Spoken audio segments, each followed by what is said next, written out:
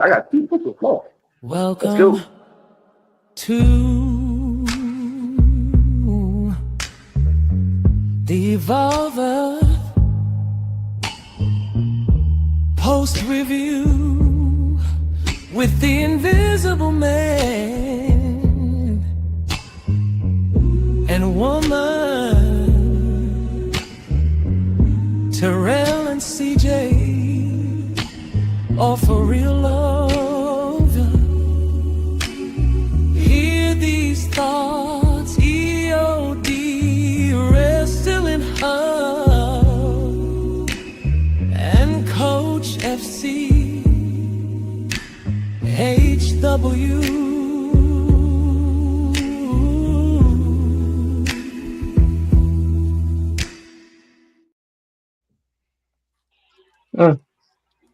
Oh, may the sun shine and the moon fall, but horror books is where it's at. Ladies and gentlemen, welcome to the WWE Evolve Post Review episode 61. We've been doing this for 61 episodes. Like it or not, Fightful, we're better than you. I'm joined today. Thank you. I'm joined today by a lovely host, but first, always being respectful, we have a special guest from Shauna Does Horror Books. Shauna, can you introduce yourself to everyone across the world? Yeah, name's Shauna Reads Horror on the Instagrams. I wrestling fan, consider myself an Alexa Bliss super fan, but I've been trying to bring Evolve content to social media a little bit more. So yeah, a little bit about me. You know, we'll be hitting up SummerSlam soon. Just recently got to go to the ID showcase here in Worcester, which was a lot of fun, and interview some of the wrestlers there. So hopefully get to do that again soon. Happy to be here. Super excited and kind of nervous at the same time.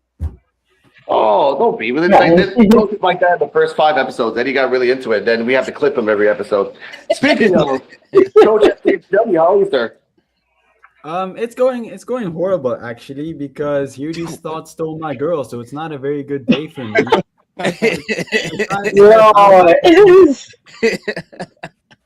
It's see both of ours. We just keep it at my house for the weekends. Wow. That's crazy, man. People on the weekend. No, I'm just playing.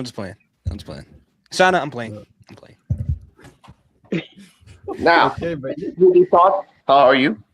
I'm doing okay. School year's wrapping up. This week is getting crazy, but you know, I'm here. Shout out to Sloan Urinals, forever clip, forever. That clip. Sorry, guys. And Terrell, take it away. What up, y'all? My name is Terrell, and this is my wife, the beautiful werewolf. Hello, it's CJ Wolfie. How y'all doing? And together we are For Real Love. Real love. And this is the WWE Evolve Post Review episode 91. Oh yeah, man. We are joined by 51. Oh yeah, man. We well, first of all, let's talk to Mr. Invisible. How are you? Alex, what's going on with you? Doing good. Enjoying episode 61. The Invisible Woman will be wafting in and out. Okay, cool. Yes, our show was gonna ask about Miss Invisible. Hope everything is doing well with her. Coach, man, we got the 4-time Guna Award winner, man. How are you? I'm good, thank you. You didn't have to bring that up, but thank you.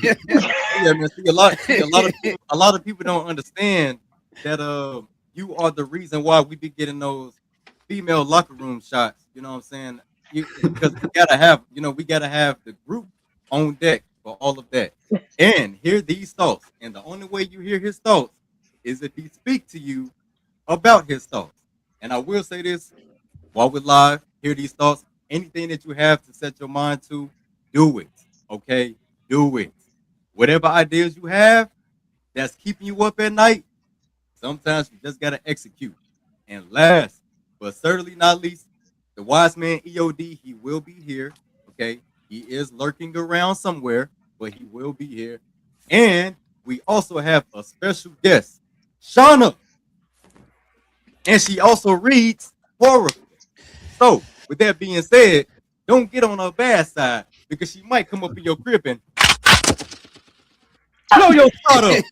And let me tell you, Oh, there are quite a few wrestling horror books out there. So if you're looking for the combination of wrestling and horror, they're out there. Trust I didn't me. know that oh, existed. That's crazy. Yeah. Wow. okay. Okay. If you can read it, it exists. Shout out to Dose Evil Jeff Lipman's in the comments. Jeff, I'll talk to you later. I think Shauna should be on the Wrestling Soup and Friendos Network just talking about horror books. Honestly, that's another notch. Either way, ladies and gentlemen, EOD will be here momentarily because again, he's doing his own thing. He just had to review, like live review a baseball game. So he's having fun with that. Now let's start the show off. By the way, before we start, we always talk about what happened on Evolve, but we're not gonna get to Evolve yet. We're gonna talk about LFG season 3, episode 3 and 4, and we're gonna combine both of them together. Probably talk about it for 30 minutes. Have some fun. If you don't like it, I'm sorry. Here we go. Let's turn to God, the season, or explain the whole Bible. God bless. Okay. Anyway. Jeff is probably doing it. Love you, Jeff. She makes the stills. I'll publish it. I like that. She makes it. Yeah, I'll talk to you later, Sean. I'll send you a Discord with him. He's the moderator for the Wrestling Soup, officially Wrestling Soup Discord. So if he gets you in there, you'll have some fun. Now, let's talk about LFG episode 3 and 4. We focus on Trill London. We focus on Nikita and Bailey Humphreys and above all else. But let's talk about Trill London first. Trill London got fired. Now we found out because of LFG is because he gets hurt more times than he wrestles and he gasses out a lot more faster. Mind you, we have all said this on the show. He was beyond Jeff Hardy. He was the future of what we could be high flyers. And there's been high flyers in AEW for a while, but this guy had it. And in Evolve, they gave him the Kendrick promo. Black and white, all badass and everything, and they just nothing. Yeah. So what are your thoughts? Let's start with Shauna. What are your thoughts on Trill London and LFG? If you actually do watch LFG, season 3. Yeah. Do not have, that is the one thing I don't have is LFG. So I'm always watching the recaps. Unfortunately, I'm trying to figure out how to get it, but they don't offer it to YouTube TV. So I'm trying to figure out another way to watch it, and it's driving me crazy that I can't watch it, especially with the mentors this season. I will send you a link later. Don't worry about that. Let's go down the board. All right, Terrell, what are your thoughts on Trill London and the fact that they let him go, like the next coming of the high flyer? Your thoughts? Oh, speaking of the next coming of the man, the myth, EOD. Hey. My bad. The game just Hey. We just started. Everybody. It's fine. By the way. Welcome in. Can you hear us? Yeah, I can hear you fine. I can hear you fine. All right. We're talking about LFG season 3, episode 3. We'll start with Terrell, then go to you next. Terrell, your thoughts on just the episode, and let's start with that. Just of Trill London. Well, y'all know that I was a big fan of Trill London. It's just sad to see him go because I really did. I for some odd reason I just can't let it go. I have this dream, this in my head, that they could revive the hardcore division, man. They got 2 people that I would honestly say that could have started it, they could have jumped it back off. And that was Trill London and Tate Wilder, you know what I'm saying? You got one guy that is like extreme, beyond his limits, and then you have Tate Wilder, who is the Daredevil of NXT, which used to be the Daredevil of Evolve.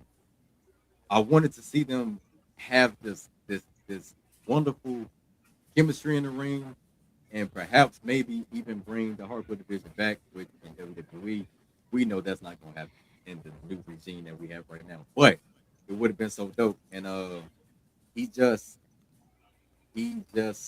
was not quite all the way there, you know what I'm saying? Dealing with the injuries. And I mean, on top of that, honestly and truthfully, it seemed like he was the Daredevil, if you ask me. I mean, he just kept injuring himself, and it's sad because, you know, just like the coach was saying, how can you execute your own moves? Like how can you set yourself up to do your moves and you can't execute them correctly? So it's just sad, honestly. But I wish him nothing but the best. I hope he heals up and everything. And I do see a future for him in pro wrestling. It's just right now he has to focus on himself right now. Battling with depression and things like that.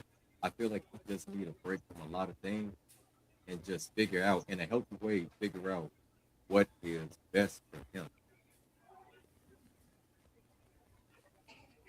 That was beautiful. Now, EOD, your thoughts. Check your mic a little bit. Terrell is kind of fuzzy. Can you hear me now? Can you hear me? Now. Can you hear me? Perfect. Can you hear me now? Okay. Yes. Can you hear me now? Can you hear me? Okay. All right. I'm done. No, I don't know these sounds, man. I know. Okay. EOD, your thoughts on Phil London, and we know him for so long, but he got released. Trill. Who was Trill fighting in that episode? Braxton Cole. Oh, that's right. Wiener. All right. I'll just start with Trill because I remember the match. I remember saying that Braxton Cole was he was all right. It was more like how you were saying how Invisible Man was talking about like paint by the numbers type of deal going on, but nothing he did was bad. Trill, I kind of felt bad for Trill because even on Evolve, it looked like a lot of moves he did, like he was just too wild with it. I do think he would be a better fit in AEW, like because they like that kind of stuff over there more than WWE. You know, WWE wants you to tone it down a little bit. But yeah, he wasn't executing the moves. That was more the problem than anything else. Especially like you didn't hit your finisher. It's like it's okay to have if you mess up once in a while, but it seemed like every time I saw Trill, he was always doing a little bit too much, and it would always kind of mess up a little bit. So I feel bad. I do feel bad for him. And like we were always saying that he does have like a Jeff Hardy vibe to him and everything. So I did like that the energy, and I do remember when he played football. But yeah, it's just it was a bad look. And unfortunately, we do know what Trill London's fate is after the show. Like when I do my reviews, I'm trying not to let anybody know. Like okay, yeah, it's like yeah, we saw him on LFG, but we already know his fate. But so I try not to tell people that too much. This way they can watch the show and just kind of enjoy it the way it is. But yeah, hopefully he lands on his feet. Like I said, I think maybe he should probably do some independent stuff, or maybe just see if AEW ROH has something for him because they like that high flying, super daredevil-y type of stuff. But I think Matt Bloom was correct. Pick a couple moves that you're really, really good at instead of trying to do all these different death-defying moves. Pick a couple of them that you could execute well. Like I would say like 9 times out of 10 and everything. I know that's Coach's boy too, Trill, but yeah, but that's all I gotta say. But like Braxton Cole was just he was just there for me and everything. Like and I do like Braxton Cole, but he didn't do anything wrong. He was just an average match for him. But Trill was really he really did mess up a lot during that match. The match itself was okay, but yeah, he did mess up a bunch. So Okay, I get that. TJ Wolfie, your thoughts on that? And to add on, we have to remember it has been published publicly that he has been dealing with depression, and throughout all this time he has and was dealing with depression. So that could be a factor as well why he couldn't do his thing. I think it was, but just, putting that out there. mm-hmm. Yeah, they messed up. I actually didn't watch the episode LFG, really, that one of them, really, but knowing Trent London from Evolve, yeah, he could have been something like more of a next Jeff Hardy for real. And I guess like with WWE, they trying to be cautious now. They don't want him to be next Jeff Hardy with injuries and no minor getting hurt every once in a while in the match. I guess they just want to take a cautious on him. Just you gotta slow it down, this and that. But he could have been, something if he could get more training in and steady his moves and not to go too quick with it. And he still be a good high flyer, but yeah, it's just I hate that he had that. I hate that he got let go, but he will do really good on AEW for sure, or in Honor, or the indies that promotion that he can go to explore. But yeah, I just wish him best of luck wherever he goes. Mm-hmm. Now, hear these thoughts? Yeah, I heard about the depression thing. Hopefully he's doing okay. That's not something easy to just kind of get over, as most people might think. But as far as Trill London, what we saw at LFG is kind of what we knew about him. He's getting gassed real easy in those matches, which I can understand. I didn't want him to get released, but I can understand the perspective of the people in LFG or in WWE, because if you're having a match, you're doing like these death-defying moves, and he gets gassed out quickly, he can get hurt. The other person can get hurt. And if you think about if he's in the main roster, what happens if he's in a ladder match? He gets gassed out and he messes up a move. Again, he can get hurt. Someone else can get hurt. So I can understand why they picked that direction to go with him. But just as everybody else said, I'm hoping the best of luck for him. As soon as he fixes all those issues he has within the ring, he has the charisma, he has the aura, he has everything else. As soon as he fixes what's going on in the ring, he's going to be out of here no matter where he goes. And I hope he really does figure that out. And I really do hope that he, continue to battle through depression, because that really can affect a lot of things. It shut a lot of things down mentally. And that could be a contributor of him, miscuing on certain moves and things like that. So, all in all, I just hope wherever he goes, he ends up being the best that he could be. And I can't wait for him to figure everything else out. So when he does, I'm telling you, he's going to be out of here.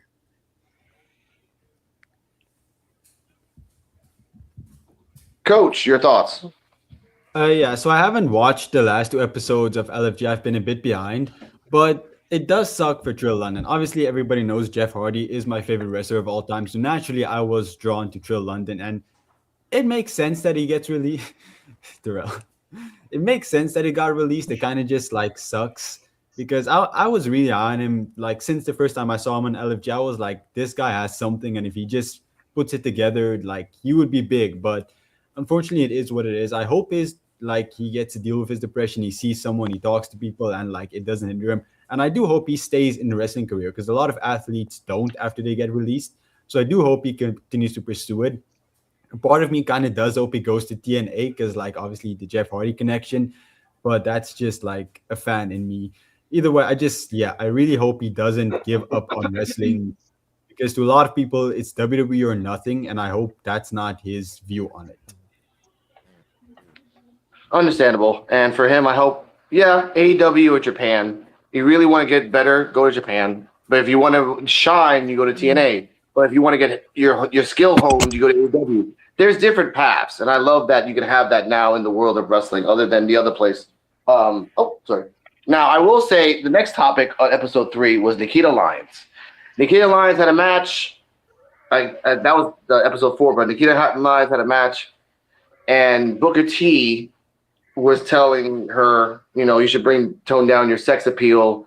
And, I'm looking another way, but I'm supposed to look at you. Now, mind you, shout out to Joe BNCO of the P.U.W.F, which is the podcast of Unappreciated Wrestling Fans. He brought up a good point. Why doesn't Booker T stop saying Cholula Green and Lola Vice? Why does Booker T stop saying that about JC Jane? Why does, you can't say that about one, but then never say about the other women that you've been publicly famous for the last 2 years. And Stephanie Yep. Exactly. Yep. So what are your thoughts? And by the way, again, they are, and again, it's been confirmed that she's going to be on season 4 of LFG. It hasn't even been finished yet. Wow. And she's going to be in season 4. So that's kind of a bonus. That means she won't get fired. So yes. But that's also negative because now she won't. Anyway, let's start off with that. Backwards. Hear these thoughts, and we'll go clockwise. What are your thoughts on that? And the Booker T, you should turn down your sexual appeal. Same guy who said, same guy. So. Yeah, I agree. I think it is pretty hypocritical for him to say that. I don't know if he code switching because he's in LFG. He's in like professional mode where he can't like talk like he does when he's in commentary. I'm kind of wondering if that's why he's doing it. But either way, we can't deny what we've been hearing on NXT for the past couple of years. What have you been saying during the Devil's Kiss? What have you been saying when Lola Vice comes out? All those other things. Either you're going to approve the sex appeal or you're not. Like, which one is it, right? So it seems kind of very nitpicky that they're deciding to do. And to me personally, and maybe it's just because I am a baby Nikita Lyons fan. I just became part of the fan base this year, 6 months. It seems like they're kind of really picking on every little thing she does on that show. And it's kind of weird to me because those things are part of her personality and what's gotten her as far as she is right now, from dancing to now the sex appeal thing is a problem. So I don't know. I don't know what she could do. They just want her to be just a plain wrestler, just like everybody else, with no character, no charisma, and nothing like that. So I don't know. I don't get it. Okay. Coach? Yeah, like I said, I haven't watched it yet, but I don't see the major issue with it because like she seems comfortable with it, and if she's comfortable with it, just let it happen. It's not like it's hurting anyone. It's not like she's against it. So like, what's the big deal? It's what got her over in the first place, whether you like it or not. So like, just stick with it. Why try to change up what works? Thank you. This is the guy who loves Anya Room. Wolfie. Yeah, Terrell had actually told me about this situation. I had looked up the scene and actually watched it. And I'm like, Nabuka, you know you got no rules. You telling this girl to put her 6 pills down. How much you been talking saying stuff on NXT with Lola and them? Okay, now she had now with Nikita, it's her character. That's how she gets it out there and do what's besides her ring work. No, that's how she develops her character. Let her do that. Like you go in there gogging on her on NXT sooner or later. So why is the issue now? Yeah, yeah, that was very hypocritical of him. Now, you know better. Thank you. Terrell? Can y'all hear me? Yes. Yeah. That sounds way better too. Yeah, I had to get mic'd up because my dynamic mic is way too far, and I think it's only best if I use that for music purposes. So Yes. Okay.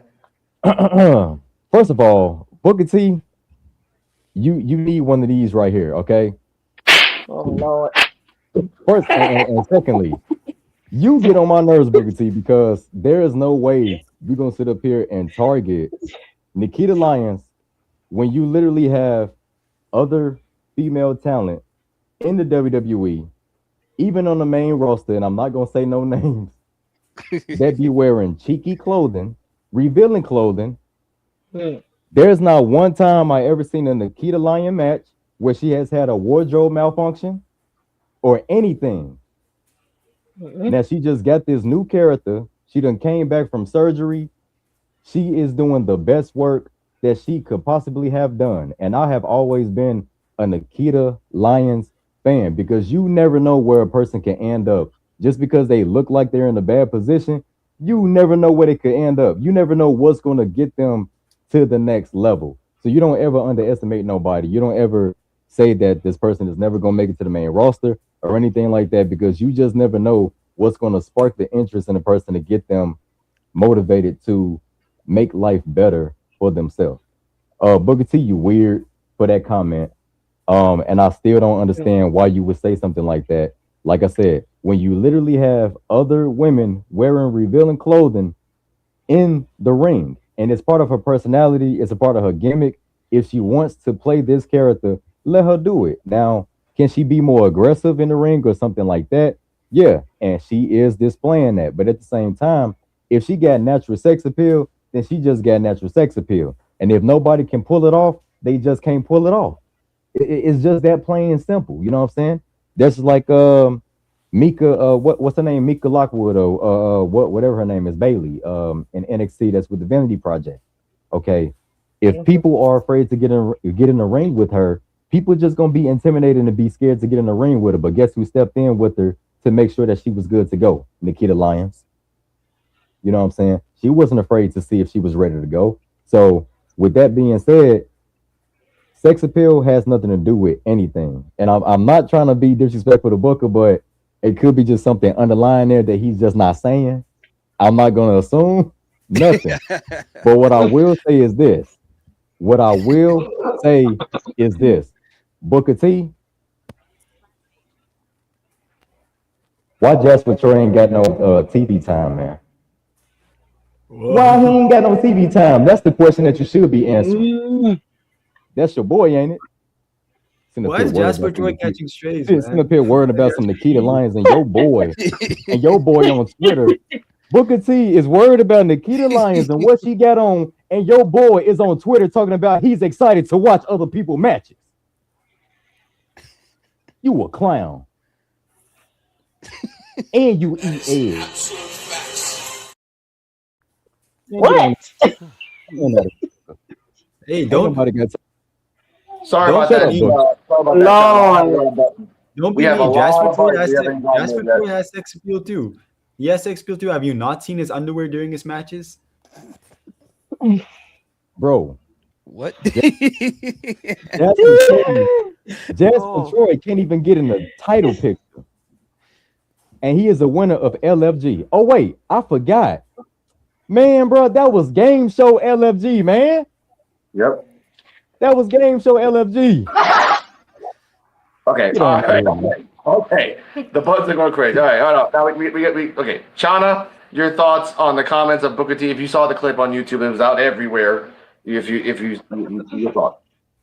To me, I don't see Nikita Lyons as being overly sexual. Like I see her as very sexy, and I know that's how she was portrayed, like when she first came out and stuff, but she's not as out there, like Terrell was saying, as some of the other ladies out there that wear less, they flaunt it more. So to me, I think she has a really good with her character now, having a good tone with it in the way she moves and the way she acts. So I think she's doing a great job balancing it. I don't think she's over the top. I don't think she's under. I think it works well for her character. So that's where it's kind of confusing to me that I don't think she's overly sexual. I think she has it right there where it needs to be for that character. Yeah, I agree. Quite right. Quite right. Now we also had a Layla Diggs match in episode 3, so we can gloss by it really fast. Even though we'll talk about Layla Diggs a little later. She did have a match to show her heel side. It shows in this episode of Evolve because she had a heel side. She just didn't really know how much the timer was on heel in her brain. We'll talk about that later. But let's get to episode 4. So we're gonna keep this under 30 minutes and compact. Because usually we go like an hour and a half craziness. All right. EOD, did you go EOD? No. Oh yeah, EOD. I'm sorry. Sexy man. Tell me man, with the Brady No. Bunch, man. You I'll got to just- hit all blocks. All right, I'll just say I'll play a little bit devil's advocate because I agree with what all y'all said. But when Booker T said it, I don't know exactly what he meant. He didn't really clarify what he said. Oh, just tone down your sexiness, but he didn't say what it was he wanted her to tone down. So it's like I don't know. But what all y'all were saying, like to me, there's people on the roster that does kind of wear way less and everything, and for me, it is part of her character, and the difference between her with the sexiness or whatever you want to call it, no one's making her be that way. Because remember when Athena was in NXT when they were going to the 2.0 thing, it was like a mandate that came down saying they had to do things that they weren't, we'll just say, comfortable doing or comfortable wearing. Yeah.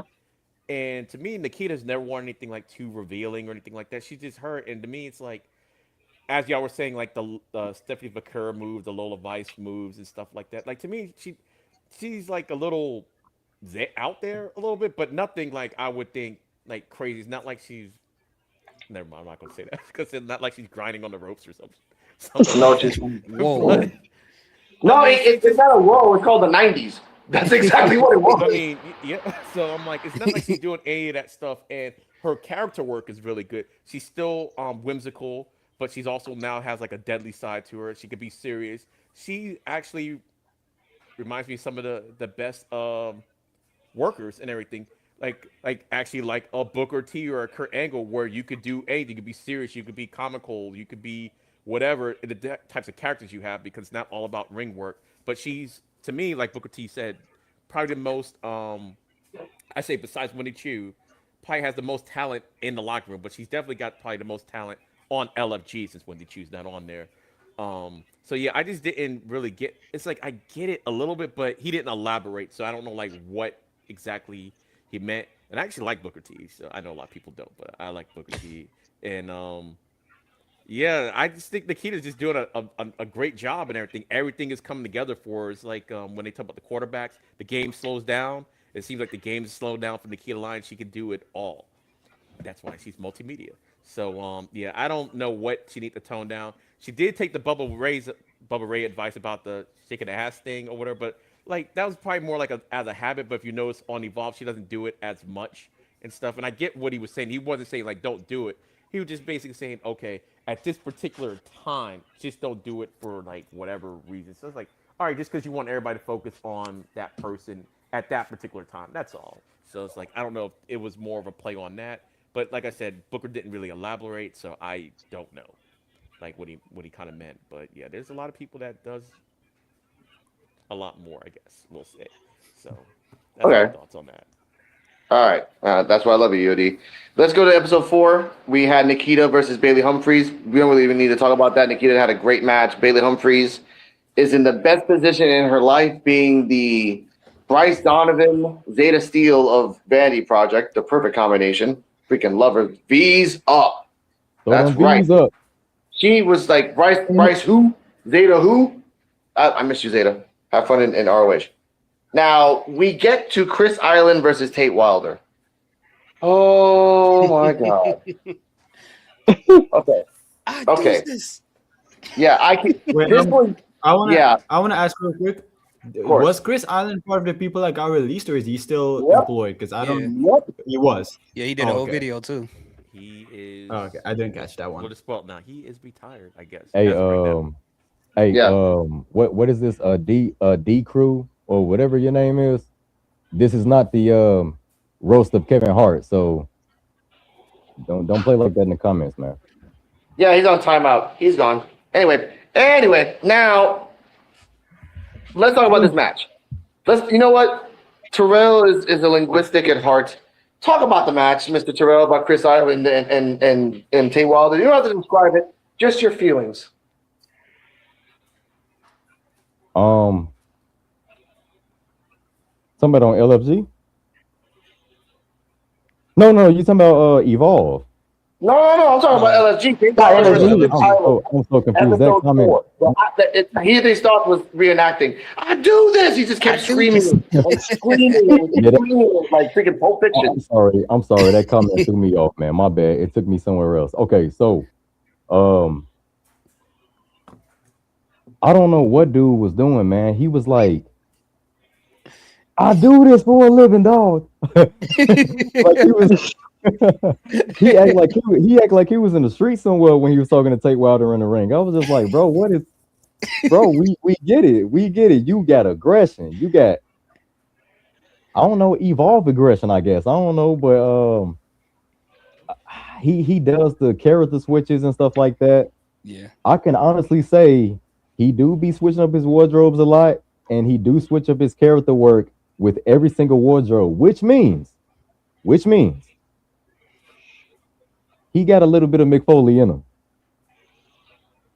He can switch up characters, and that's something that you could work with. A person that could play a character. I don't know the LFG timeline, but we're just gonna go weekly. You got a new character every single week. That's interesting. That's very interesting. And as far as I'm with Tate Wilder, y'all know how I feel about Tate Wilder, man. I just want to see him be more daredevilish, but you know, like I said, WWE, they're gonna play it safe. They're not gonna let him just fully branch out. But other than that, I mean, it was a decent match, I guess. It was decent, but that's the only thing that just stuck in my mind. Like it just stood out. Like dude just kept screaming at the top of his lungs every time he take over the match. Y'all see me? This man ain't touching me. Like I'm the man around here. Like no, you're not. But I like it. He got an ego, and that's good. Okay. EOD, I know you're shaking your head down. Just say what you need to say. All right. Chris Allen, I think this might have been my first time seeing him, and they did a good job of kind of giving me a little bit of his backstory, like the change up of the wardrobe and stuff like that. Now, to me, I thought the match in itself was okay, but yeah, that screaming really took me out of it. It's like it wasn't really earned. Like if he would have done it like later on the match started, I'm like, okay, but I'm like, as soon as he went in there and the way he was yelling, I'm like I thought I was back watching the '80s or something, but this was. It was just like, why are you screaming for? Like, and it was, I don't know. EOD, That's the I'm thing that sorry. took me out of it. Oh, Hey, go can I ahead. back off you real quick? Yeah. The only thing that that was in my mind was Mark Henry Hall of Pain. Where he would just scream at the top of his lungs every time he was on TV fighting someone. Yes. But to add on to that, But he's not Mark Henry. He's not Mark Henry. And That the was the assignment, thing. remember? Yeah, but you remember in the show, the assignment was they watched The Rock for the first time ever, which kind of embarrassed me as a wrestling fan Yeah. to know that they watched The Rock versus Hogan match, and that was the first time watching it for them. I'm like, oh my god, you're in. Oh my god, you haven't even okay. But they were supposed to emulate that. What Chris Island gave us was not that at all. Mm-mm. I don't know who. Well, I mean. I will say this, even though it's a little bit fast forwarding of what we'll talk about later. what they did with the Rock Hogan thing, I felt Cam and Tate did with their match and everything. With that whole the storytelling. That's what I think. So like Tate, he understood the assignment or he learned and everything. That's why. So since they were basing it off that a little bit, to me they weren't telling a story at all when they were having the match. And like I said, like the screaming was fine, but to me, like the way he started off doing it, like if he would have, they had like a little bow, then he started doing like I do or whatever he was saying. I'm like, all right, that would have been fine because I like Roman Reigns when he starts talking his ish in the middle of matches. But I'm like, this is before a Netflix break. You're starting talking ish, and you know how quick Netflix breaks come. So I'm like, that's the only thing that kind of took me out. But the wrestling itself was fine. It's just that really took me out of it. I'm like, why is he yelling? And what he was yelling, I'm like, all right, I get it. Like, I was just like, his face was killing me. I was like, oh, it was like he was like Leo Rush all of a sudden. Like the way I'm like the over exaggerate. I'm like, man, what did this man do to you? At least give me a story. Like, why are you this upset at Tate Wilder or something? Yeah. That was it. That was it for me. But I think like I said, the wrestling was fine. Just that was the main thing that took me out of it. I was just like the scream. I'm like, wow. Okay. Well, good. Right. CJ. I really didn't see the match, but that was funny what y'all described when he was doing in the match, screaming in there. I wish I had seen it. Like what? I wish I had seen it. It's all like it's probably hilarious, but Cam got Baby girl, I'm gonna explain to you what the situation was. what? Imagine the guy in the ring trying to convince the crowd that he is the toughest man walking. He's trying to convince us, but it's not believable. Cringe. Like, At all. y'all see me? Do y'all Cringe. see me? It's so cringy. Yeah. Oh my god, I could just imagine too. But yeah, he didn't have to do all that every time. You do like maybe once or twice, but don't do it every time. But he got it in him. He just don't do that. But Yeah. I'm guessing the match probably turned out pretty good though. Which they had that match involved also, but yeah. Okay. Coach, I know you didn't see, but your thoughts of a screaming man screaming at a person in the ring.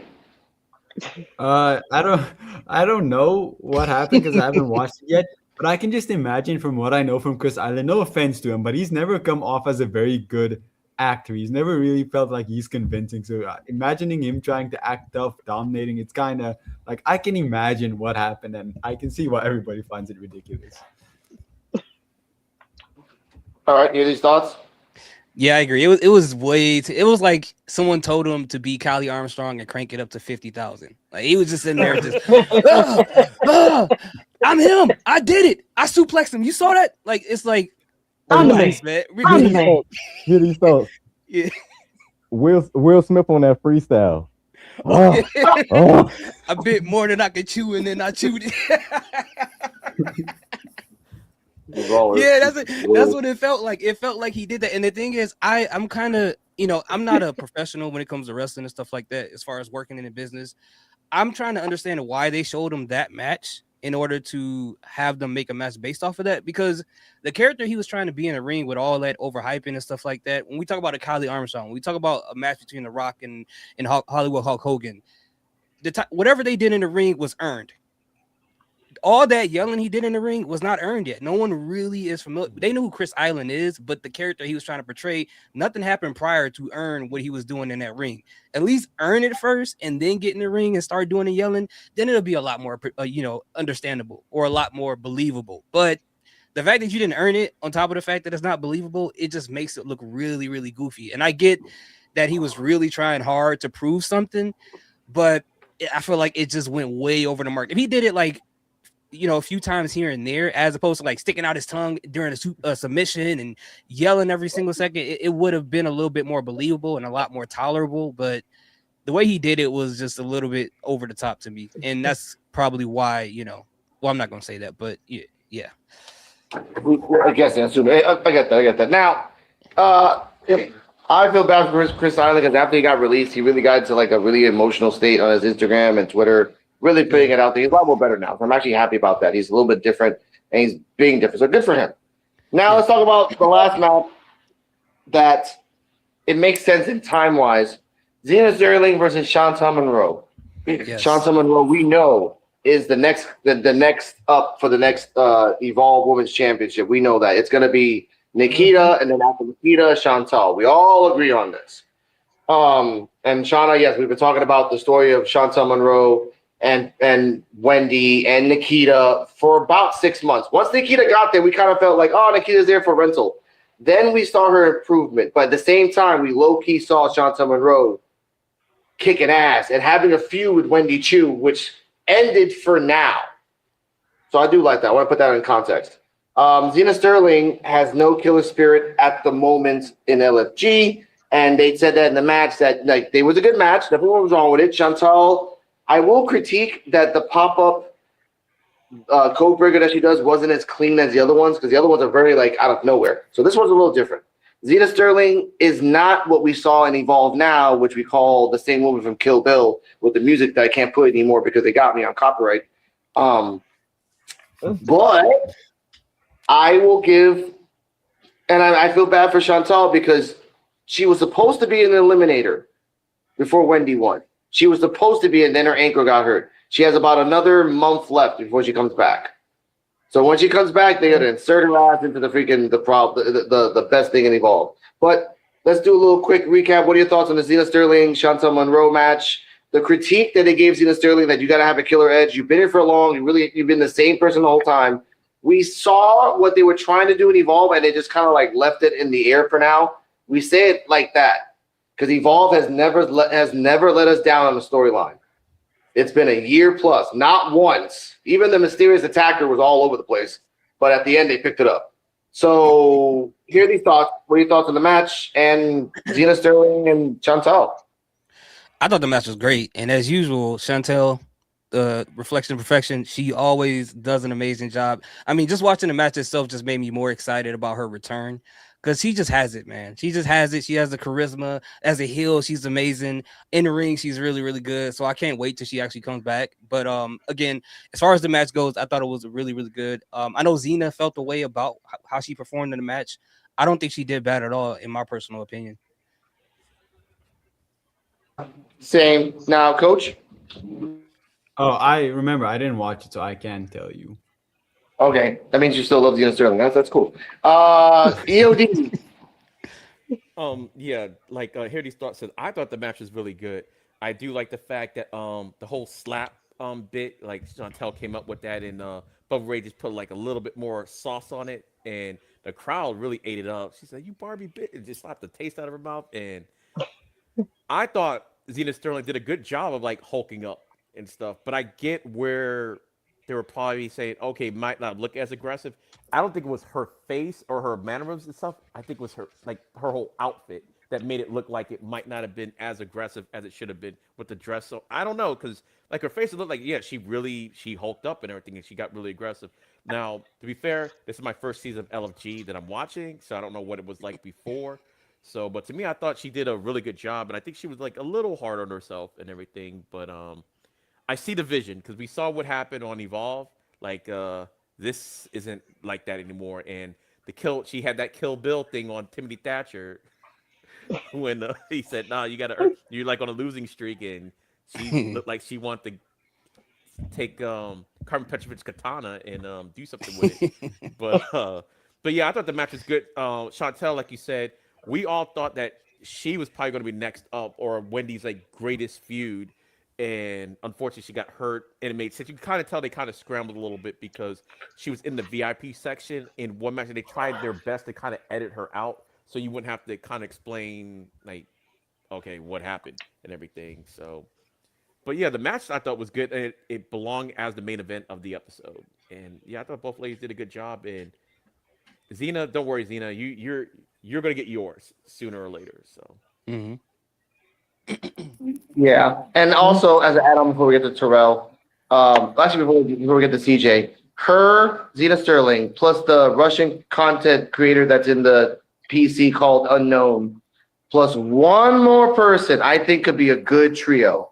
If you call yourself the Unknown, you better be the most badass wrestler I've ever seen in my life. Okay. We had Jessica Carr for a quick They minute. could Titus O'Neil. Well, not Titus O'Neil. What? What was his name? The Funkadactyls. What was his name? Tyrus. Brodus Clay. Tyrus, Brodus yeah, Clay. Rose Clay. Brodus Yeah, Clay. Rose His name Clay. was like Tyrus outside. That's why I was getting confused. Yeah, Brodus Clay. Remember, they built him up as like the biggest thing ever that he came out. She Oh, better yeah, be. yeah. Mhm. And he Yeah, came tell out your and started mama. dancing. I was like, what is this? It was cool, but I was like, it was not what we were expecting The at all. Funkadactyl. Okay, those are dark times. We don't talk about those times. Now, we don't talk about those times. No, Your thoughts on Shanta Monroe and Zena Sterling? We already know what their projections are. yeah, I really didn't watch the part either. I really got no input from it, but I just think that Chantel, no, she's ever seen her already. She have been improving a lot, so I just know she probably did her thing on that match. And Zena Sterling, hopefully, like y'all say, she kind of hoped up on the match, so I'm happy for that she did that. But she need to get on in there and get that bad side on out. So I was just hoping that for her that she can pull out the full heel instinct that she have in her. But yeah. All right, Terrell. I thought the match was really, really good. And Chantel Monroe is one of my favorite Evolve, women's wrestlers.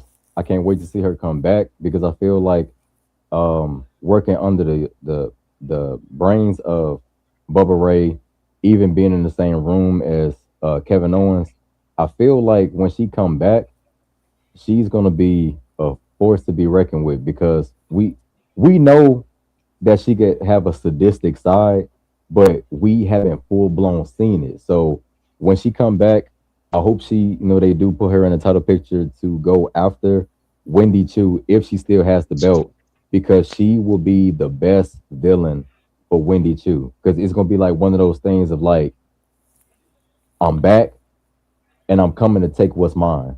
That's what I really see Chantel like returning as, like, I am back and I'm coming to take what's mine. Like, that belt has always been mine. You know what I'm saying? Like, I could see her like cutting promos and stuff in the mirror. Like, that title has always been yours. And don't you forget that like she's doing positive affirmations over herself. You know what I'm saying? So I think it'd be like a good character with the mirror and all that stuff too. Like, she's always like talking to herself, keep motivating herself, but she's a heel. So like it's even more crazy. Like it's almost like we could say like a movie villain or like a horror monster or something that literally motivates themselves to keep getting away with things. And it's like they keep getting away with it because they believe it wholeheartedly. They will. And they keep getting away with it, like they just 10 steps ahead of everybody that's trying to figure out who the killer is or something like that. So, as far as with Zena Sterling, I felt so bad for her, and the only reason why I did is because when Bubba Ray told them that they did an amazing job, I literally felt and resonated with her as like, y'all did such an amazing job, and you didn't even realize how good of a job y'all did. But somebody else had to tell you and Chantel that y'all did an amazing job. Like, I could see it all over her face, like she was shocked because she really did do good. And I really would love to see her tap into that heel character, that other side. I think it'd be dope to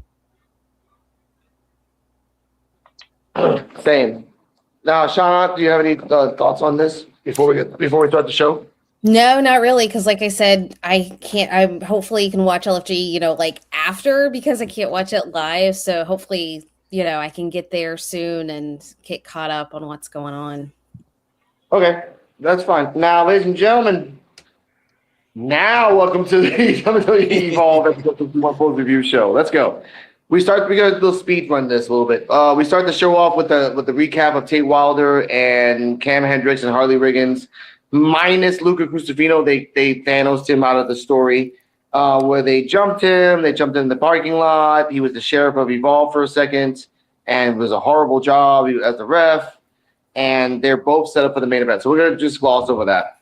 I'm glad that they're setting up the story for the future. But here comes the first match: Anya Roode versus Layla Diggs and Mason Holiday. Shout out to Mason Holiday, which coach says is your 0.5 win. I'll accept it. I love it. Before we start, shout out to Coach FCHW. Check him out on YouTube. Oh no. He said this about Anya and Layla. Your discretion is advised. Oh no. Anya Rune going up against Layla Dix. For those of you who aren't catched up on the Coach FCHW channel lore, Anya Rune is actually my wife, and Layla Dix is my ex. So, you know, not to brag, but this match was kind of them fighting over me, which was cool. You know, cool. I'm just that guy. No, but for real.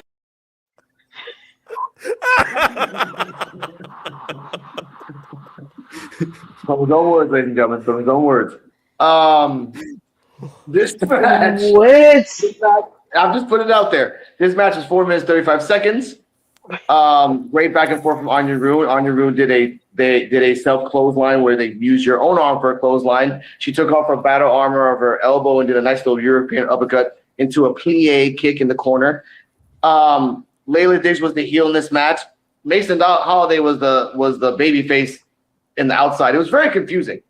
In the end, Layla Diggs did a standing moonsault. Was it a moonsault or shooting star? No, it was a moonsault. Standing moonsault. Then she went to the corner, went up to the top rope, looked up into the sky, and saw Gable and Perk Angle looking down on her saying, "You are ready." And she did the most beautiful moonsault I have seen in a very long time. Yes. For the 1, 2, 3 post match, Gianna Capri comes out, mouths off Anya Rune. "You're a loser. You suck." Mason Holiday is like, "Stop! You stop it right there." Mind you, Layla didn't say nothing. She was just standing there, kind of like agreeing whatever Mason Holiday was doing. "You get out of here! Get out of here!" Like a cat. "You go on!" And then Gianna Capri dirties away like a cat. Now, Chana, your thoughts on the match? We give a rating from A to F. So any way you want to say it like that, and anything else? Just your thoughts on the match and a rating. I thought the match was great. I mean, that moonsault at the end, like my husband and I actually stopped, rewound, and watched it again because we were like, "Did you see that?" And I was like, "Yeah, play that back." Really quick. So I thought it was good. I think it really sets up that storyline. I do want to say a little bit. Did anybody see Gianna's Instagram stories today? I think No. so. She was having a funeral for Victoria. So I'm hoping that she got an official signing. So I was excited about that after getting to talk with her this past weekend. But I like the match. I think it really sets up a good storyline for those characters going through. So yeah, I was really impressed with it. It was the first time I had seen Anya outside of that qualifier, and then I saw her this past weekend. So it was really nice to see her in this format too, with that character, instead of just seeing her on the indies. So I really enjoyed it. I'm gonna say I didn't even think to rank them, so I'm just gonna say a B because I liked it. Could have been a little bit better, but I'm just gonna give it a B because that moonsault at the end, like if you were like mid-grade, that just like right over the top. Brett as well. I love that freaking moonsault. Hear these thoughts. No, wait, Coach, you'll get your thoughts. You'll get your thoughts in a second. Coach, you'll get them. No, I'm good. I'm good. Okay, before I go into the match, I just want to wind just half a second because Cam Hendricks almost got me in trouble at work because I was watching Evolve at work and I had the headphones in. Somebody walks in my office. I turn around, the headphones unplugged from the computer, and it's on the part where he says, "Oh, you keep bouncing back up like you like punishment. Well, if that's the case, we're gonna have a good long night." And my coworker's like, "What are you watching?" Yeah. My coworker, I'm like, "Yo, this is I kid you not. I kid you not." He's like, what are you watching? I'm like, "This is wrestling." He's like, "Okay, hey, love is love, whatever you like." And I'm like, no, it's not like that, bro. It's look, it's Evolved. And I had to show it to him. So Cam, you almost got me in trouble at work. But back to the match at hand. You know what's funny about this? Last week I had to press the button, and this week.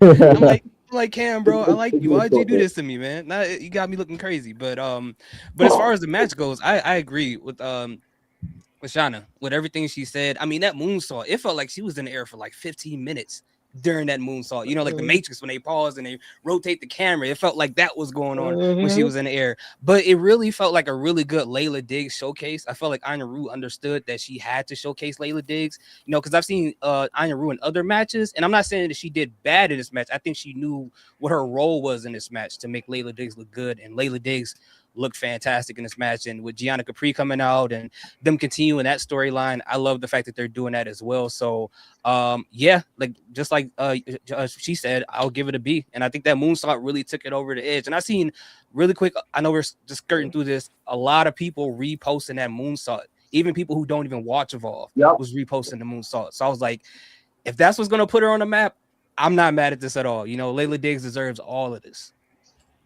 She's a new cartwheel. Which, by the way, I want to add on before I get to coach. I said that to the Wrestling Soup Twitter too. Like, she's the new cartwheel, and since cartwheel has just officially joined Triple H, shout out to Sports Jedi Network, another crew of the Wrestling Soup and Friendos. Love you guys, and P.U.W.F.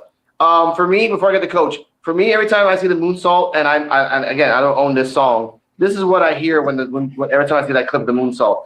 I don't know what love is. I want you to show me. Every freaking time I see that moonsault, like, it's just so perfectly slow. Coach, your thoughts on your wife, ex-wife, and the fact that you live in London? I don't live in London. I live in a completely different country. Anyway, yeah, first off, I'm very happy for Layla Diggs because, like, you guys remember from the first time I was on the podcast, I said, like, I'm really high on her, and I'm finally happy that she's getting the recognition. She's getting the appearances on NXT, on LFG. She's finally getting, like, victories and pinfall victories on Evolve. So, like, I'm just very happy she's finally getting the recognition she deserved. Because for a while, though, it just felt like she and Mason Holiday were just trapped as, like, not gatekeepers, but, like, if you need a victory over somebody, here's Layla Diggs or Mason Holiday. So I'm just happy. For one, she's finally getting, what you said, recognition. And then also off note, Anya Rune is very big. Like, especially in this match, like, well, she's not like massive or huge, but she's like very like taller than all the other wrestlers. And I didn't realize that at first. And I think that's pretty cool. Like, they don't really lean into that, but like it does lean into a gimmick of being like this like anime character that's like built to be super strong. And I just noticed that, and I kind of like that, and I wanted to point that out. She slouches a lot too, so it's kind of, her height is deceptive. Yeah, and by the way, when Layla Diggs was coming in, she was just bopping to the music, so I did like that. Yeah, I know you saw that too. You had the picture on your YouTube channel. Check out at Coach FCH. Also, yeah, I'll also give this match a B. I didn't give it a rating. I'll also give it a B. It was really good. I think that finisher from Layla Diggs like really is what made the match stand out. I think that was the highlight of it. And if you have the Booker T kick or that moonsault, she's freaking good. Shout out to Booker T and knocked out to Booker T. TJ Wolfie. Oh, sorry. Go ahead. Sorry. Well, no, yeah. She's done that moonsault. That's the first time she's ever done that moonsault ever. Is it the first time we've seen a logo in the Evolve mat as far as the ring? Because they had the Xfinity Second logo time. in the middle. Second time. First was the General. Yeah. Okay. You're right. General left after Bryce Donovan left. I understood. V's down. Well, General's down too.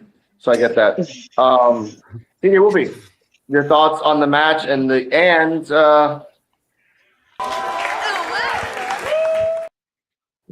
Ooh, woo. But yeah, I love the match. The match was really good, and yeah, Layla did surprise me with that moonsault. It was so beautiful how she executed. So yeah, I get that match. I'll give it a B plus. A plus for that moonsault. Keep that in your arsenal, Layla. Like, yes, that was nice. Okay. Also, Terrell? Can I jump in real quick? Go ahead. I just want to say, like, when the move was first placed, I was like wondering what was she trying to do, because Anya Rune was laying very close to the center of the ring. I felt like it was a very far moonsault that she hit. Like, I just want to point out, maybe it was just me, but I thought like it was a very far one, so that's even more impressive. Yeah, it is. It was. And the Tay Wilder match was the same exact placement that Tay Wilder did it as well. We talked about that EOD on the Evolve effect. I'm like, you should really talk to somebody and find out only one person does the moonsault, not two people on the same night. It breaks the move. But that's just me. That's just me. Terrell, your thoughts? Oh yeah. So first match of the night was Layla Diggs and Anya Rue. They was Fighting to the death for Coach's heart, man. What? They was fighting to the death for Coach's heart, man. We all know this, man. We know the backstory, man. They was fighting for his heart, man. And the winner went to be with him just for the night, because he be playing between the two, and that's why they be fighting in the first place, But anyway, so the match was pretty good. I would give the match a B+ as well. I like Anyaru, she is dope, man. I love the anime character. Some people think that she come off as cringe or she come off as corny. Y'all just mad, you know what I'm saying? I mean, it's not everybody's cup of tea. I get it, you know what I'm saying? The laid back, nerdy girl, it's okay, you know what I'm saying? It's not for everybody, everybody like, honestly and truthfully, I really don't really see why people hate her. But anyway, but yeah, I thought she was dope in the match. Layla Diggs, when it comes to Evolve and seeing new wrestlers showcase their talent, because I'm not going to take anything away from Winnie Chu or anything like that, because we know she's the OG and we know she's in Evolve for a reason. She is the gatekeeper of Evolve.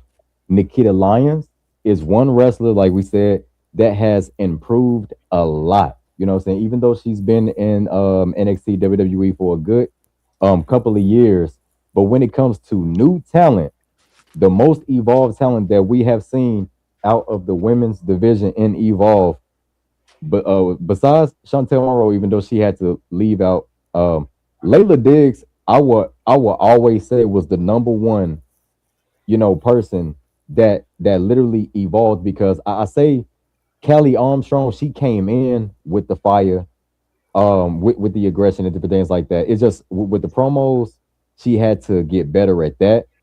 Kendall Gray, like I said, she worked herself up, but when we come to seeing someone that was like kind of struggling, but had to become a whole different breed of a wrestler, Layla Diggs definitely has been doing it.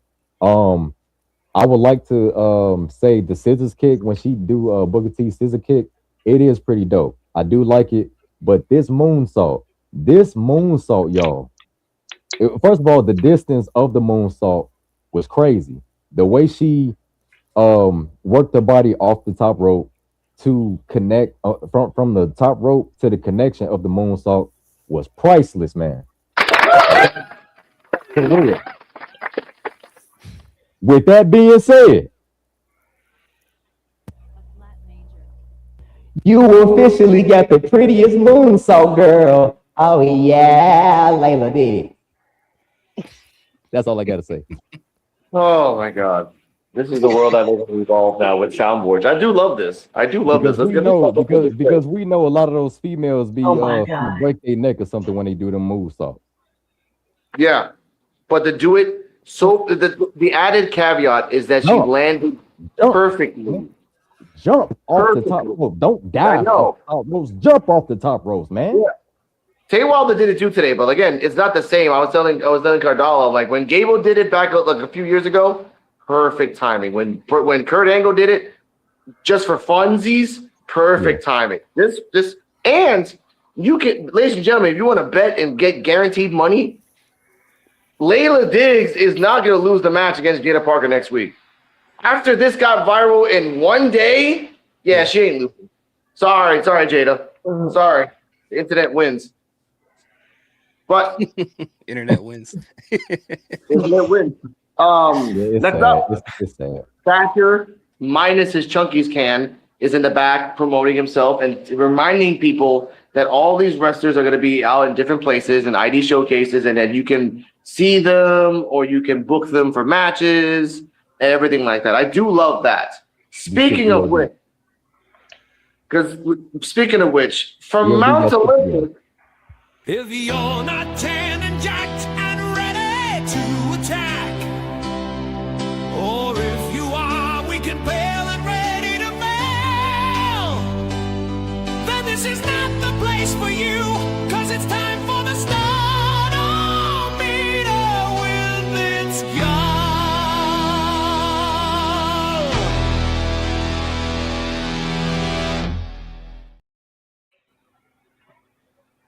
Now, since Shauna's new here, we have to explain what the studometer is. It's basically back in the beginning of Evolve, he would always do studometers, sometimes on Evolve and sometimes on Instagram and Twitter. Now, the lowest score is 1.5, which is Peter Rosenberg. He'll always lie saying that's higher, but it's not. He is 1.5 and 1 point under Otis. I want to put that out there. Now, ladies and gentlemen, apparently It's Gall has a crew. Apparently It's Gall has a trios. And apparently this is a music video. Your discretion is advised? Question mark? It takes two to tango. But free some to be some. Oh yeah! Hit the music, dummies! Yo. Let's go.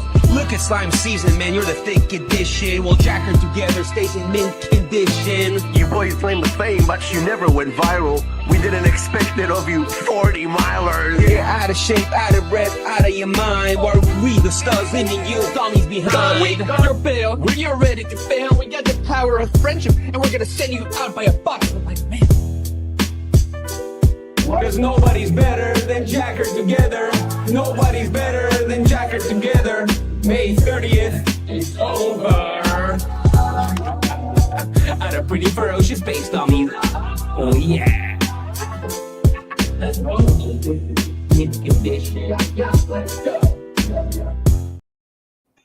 What? Bro, is that the cap cut auto tune that they use? Yeah, it sounds like it. Yeah. Now, Andy Melnunkus. Now, we're Oh my gonna talk God. we're gonna talk about this next week. We're gonna talk about this next week. It'll take like another half an hour if we dissected what we just watched. True. So let's just go on to the next match. Yeah. Which is TJ Valor versus Chaz Starboy Hall. TJ Valor's in the back with the Mog Squad. They say, look, you're doing good. You know who's also not funny? It's Gall. That's why I brought up the It's Gall studometer. They say that, no one's booked tonight.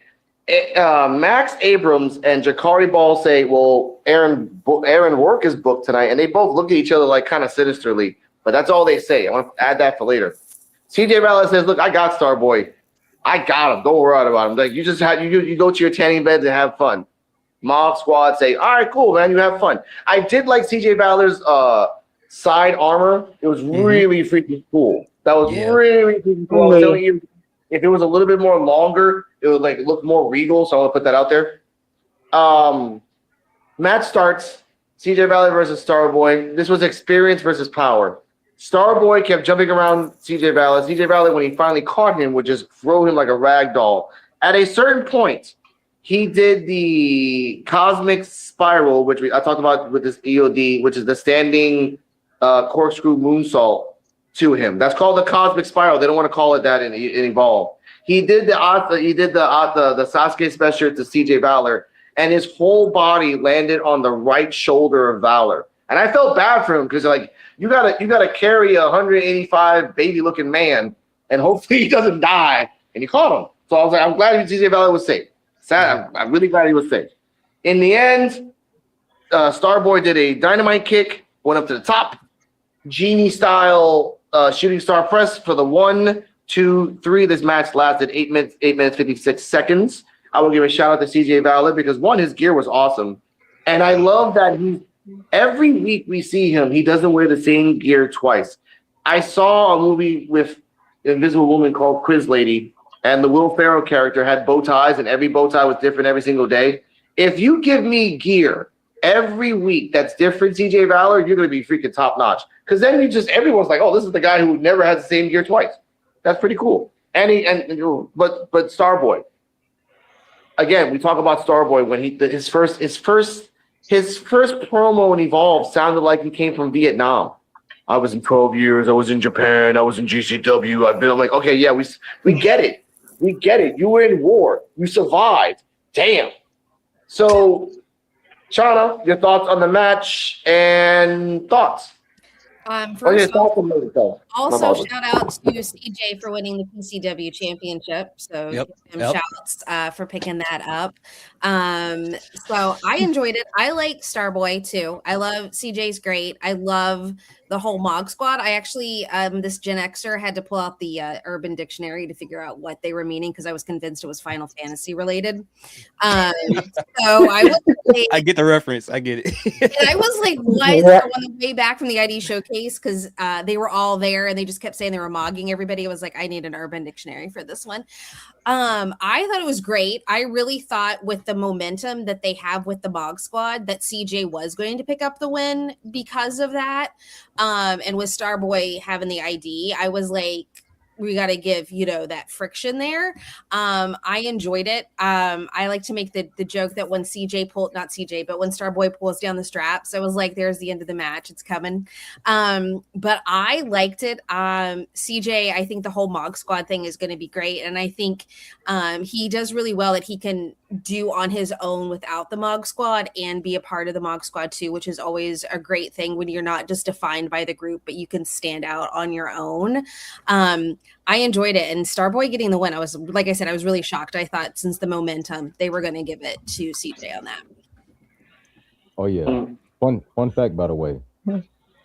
Mr. Invisible and EOD, before they came up with the name of the faction, they called them the Mog Squad first on this podcast. Damn right. For real. Now, Terrell, come in a little closer. You sound like you have a towel over your face. Can you hear me now? Yes. Okay. Yeah, I think that was a nice pickup by Shana, right? Shana, sorry. It's Shauna, but literally, like, just say you in the corner, and I'll be like, yep, it's me. Oh, I can't call you that.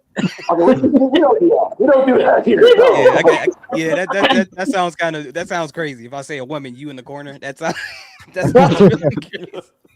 I don't want to do that. But that's a good point out about him winning the PCW championship. Like that I love that for him. But as Alex said, the gear with the metal wings, I think that looked really amazing. I'm just like, whenever he goes to the main roster and he's like in a WrestleMania, I can only imagine how that would look with so much money behind it. It's gonna look crazy, and I cannot wait to see it. But you guys know I'm a big fan of the Denim Dragon, and I think both of them did a fantastic job in this match. And I thought the one thing that I thought was funny that almost took me out the match is in the beginning when Peter Rosenberg he said that Starboy looked. He said Starboy looks like Pete Davidson's cousin. I was like, oh my, I can't unsee it now. Nope.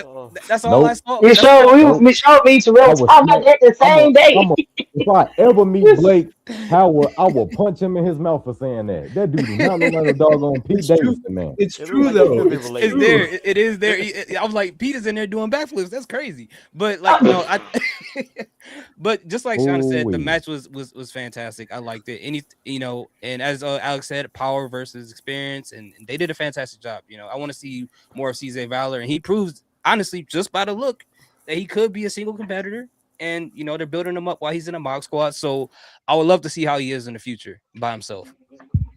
Yeah, before we get to coach, I want to add on a little bit to that. Like CJ Valor can be, because CJ Valor and Jakari can switch up to be the heavy. Max can be the voice, and Santi can be the wild card. And again, CJ Valor, Jakari Ball as a tag team, holy crap. Yes. That's what I mean. And Max can just be like the Bobby Heenan, except he just talks it like, I mauled you. You don't know what that is? Oh, that's your fault. You're a boomer. Like, I'm 28. No, you're a boomer. Like, okay, so all right, sit down. Coach, your thoughts. Also, shout out to Starboy Hall. He was on TNA tonight. I don't know if you guys care about spoilers, but he fought Ali for the International Championship. I haven't watched it yet, but I know it's happening, so cool for him.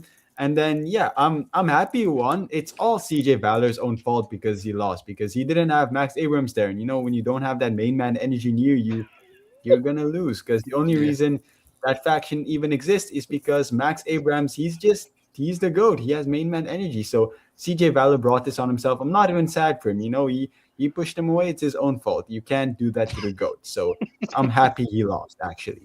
Wow. That is some hating right there. Wow, that's some hate right there. Oh my God. Oh my God. But the Who's security guard, the jumping back fanny in pack would have here? came out. All right. TJ Wolfie.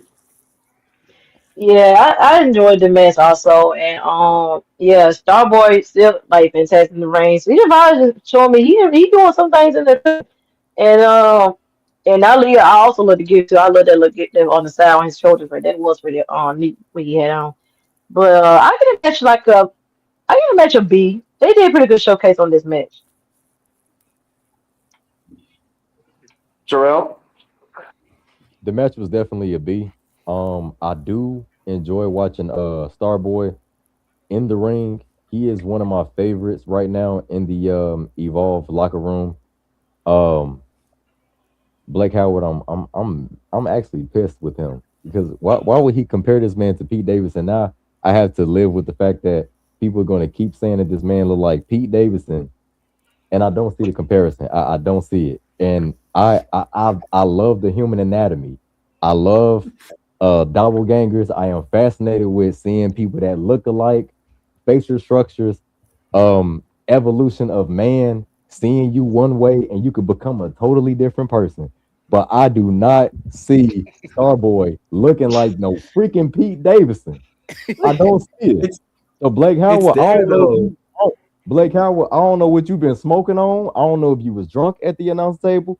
But and Peter Rosenberg, shame on you. Shame on you, Peter Rosenberg, for not popping him in his forehead when he said that. But other than that, the match was good. CJ Valor, same thing coach said.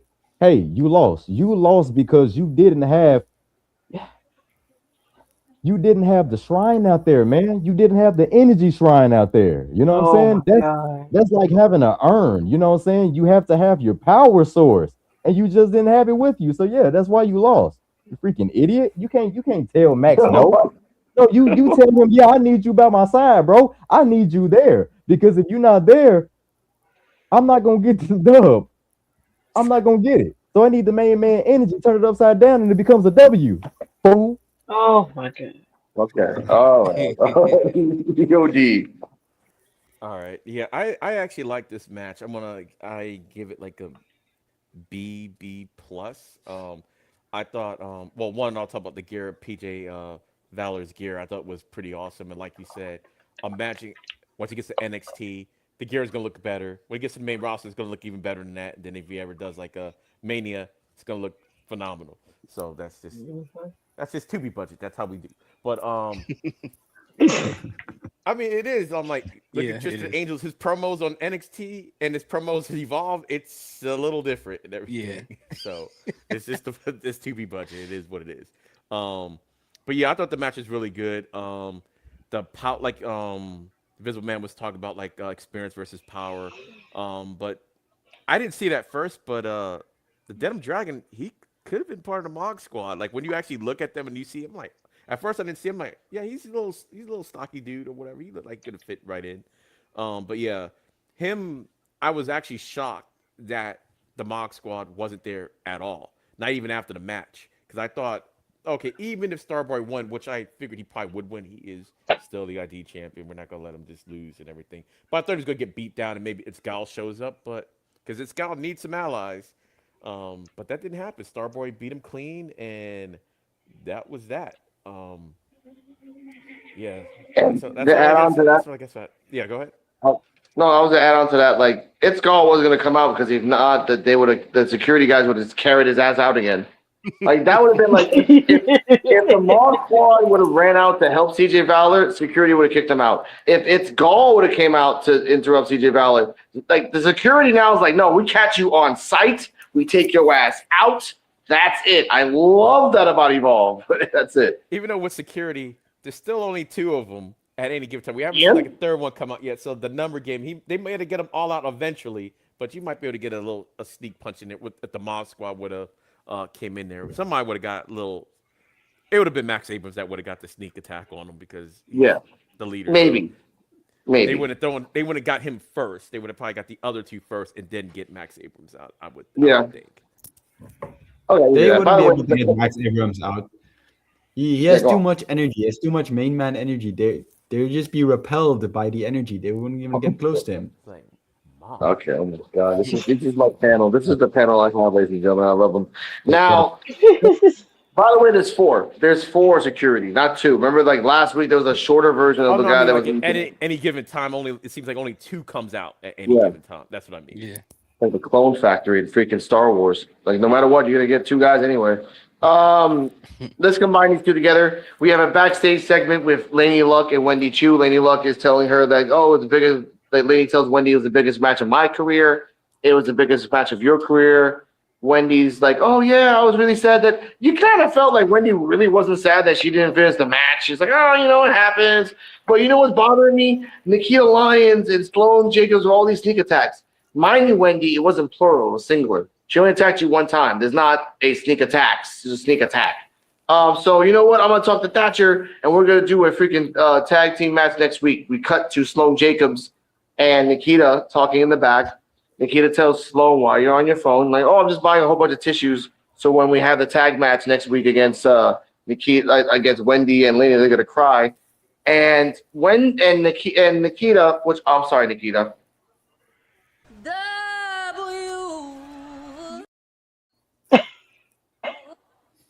My apologies. I forgot to push that button. She does the boo, and Sloan was off key. And Nikita gave her the quickest side eye I've ever seen in my life. Like, what? Are you Kelly Rowland? I'm Beyonce. Let's give a reference to that. Sloan tells her, look, I'm gonna get the match ready. So next week it's gonna be you and me against Laney and Wendy. So, Shauna, your thoughts on both these promos and predictions. Who wins next week? I could honestly see, I don't know on the predictions. Like it could go either way. Like if you want to keep the feud going, you have Nikita and Sloan win because they can say, we got you, we're coming after the titles because, you know, Laney does have the ID title. So you could have it that way. If you want to just kind of have it as a one-off, then I think you have Wendy and Laney win so they can go on and potentially have their match again for the title. I've been liking the backstage promos with the two of them. It's just kind of been like this mean girl locker room energy. So I've liked it. So it's not too over the top. It's not, you know, too underdone. It just kind of feels like what you would get in the locker room between them. So I think it just depends on where the story goes. It could go either way.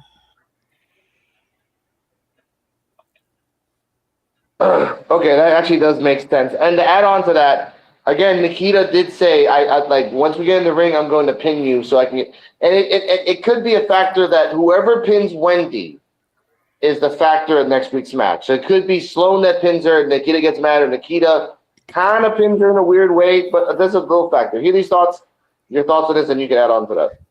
Yeah, I second that, but I also think that they can also go the alternative route and have Sloan actually pin Laney Luck, and then Nikita could be mad like, you finished the match. I wanted to finish this match pinning Wendy Chu. Why did you do it that way? She's like, isn't the important part for us to win? Why does that matter? And I think that can create some type of rift between the both of them, because with Sloan Jacobs, she seems like she's trying too hard to cozy up to Nikita Lyons, and that part right there is kind of weird to me, like in a sense that she seems like she's doing something wrong. Now, as far as her trying to sing with Nikita Lyons, that was hilarious. I've never seen anyone like Nikita stop a run like that, like ever, like since Ray Lewis was in the NFL. That's the last time I've seen somebody stop a run that fast. And her face was completely hilarious. Now, I'll say this to Nikita Lyons, okay? And this will be the only time I have to say something to her. She said that Laney Luck is from Yeehaw, Illinois, which is Chicago. Nikita, that's strike one. You got 999,000 strikes left. You keep doing that, we gonna have a problem, okay? But as far as all of that, I love Nikita Lyons. The whole thing was amazing. And as Shanna said, I love their backstage segments. Nikita, it's so amazing to see where she came from and where she is right now, and all the people online that's acknowledging it for the first time. And I'll throw myself in there as well, because you guys know months ago I wasn't a big Nikita Lyons fan, but I don't know how you don't like her at this point in time. She's amazing. Coach. Since he brought up Chicago for no particular reason, I'm glad the Chicago Bulls are a very bad basketball team for no reason. I don't have any beef or anything for saying. You hear that, Terrell? You hear Yep. that? Anyway, yeah, I don't think Wendy Chu and Laney Luck are gonna win, because I don't think they're gonna work well as a tag team. I think what both of them are gonna probably try and not outwork the other one, but they're gonna both have like an ego clash, and that's what's gonna cause them to lose. Because I don't think Laney Luck and Wendy Chu really get along. Because like obviously it's the whole championship situation. They're really just being teamed up because of the situation. So I think that's probably gonna harm them versus Nikita Lyons and Sloan Jacobs, who while they're not a very like long existing team, they still have some form of chemistry together. So that's how I think it's gonna turn out. I don't know who's gonna get pinned, but I just don't see Wendy Chu or Laney Luck winning. Did y'all see what Wendy Chu commented on that video for Nikita and Sloan Jacobs? She said y'all don't even like each other in the comments. Ooh. That was funny. It could be. Could be. CJ will be. Yeah, I'm thinking they might give it to Wendy Chu and Lane. I think because yeah, it seems Sloan and Nikita like they kind of just patched us together just because of the situation of the feud is going. But yeah, it seems like they're gonna have some miscommunication somewhere here and there and just break off, and then Nikita gonna do her own thing going at the Wendy Chu for the belt. So yeah, I think Wendy Chu and Lady gonna get a win. Terrell?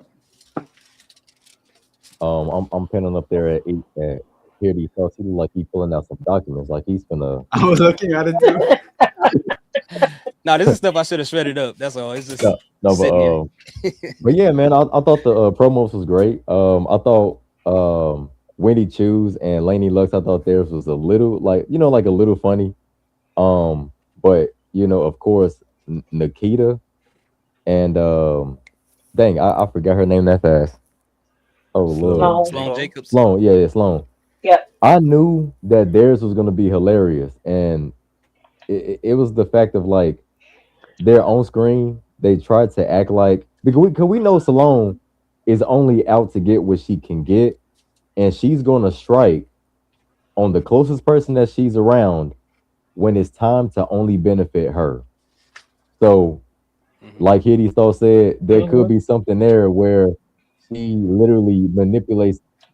She gonna manipulate Nikita, or she gonna try to, and Nikita is just gonna have to like put her in her place. Maybe I don't know, but as far as with that, I have to say I would like to see, um, I would like to see, um, Wendy and Laney Luck win only because they're champion. They got the belts, but I really think Laney Luck is going to end up getting pinned, and it could like Hitty Star said, it could lead into them, bickering at each other because somebody wanted to get the pin, and it's going to be almost like the same thing with Mason Rook and Cam Hendricks.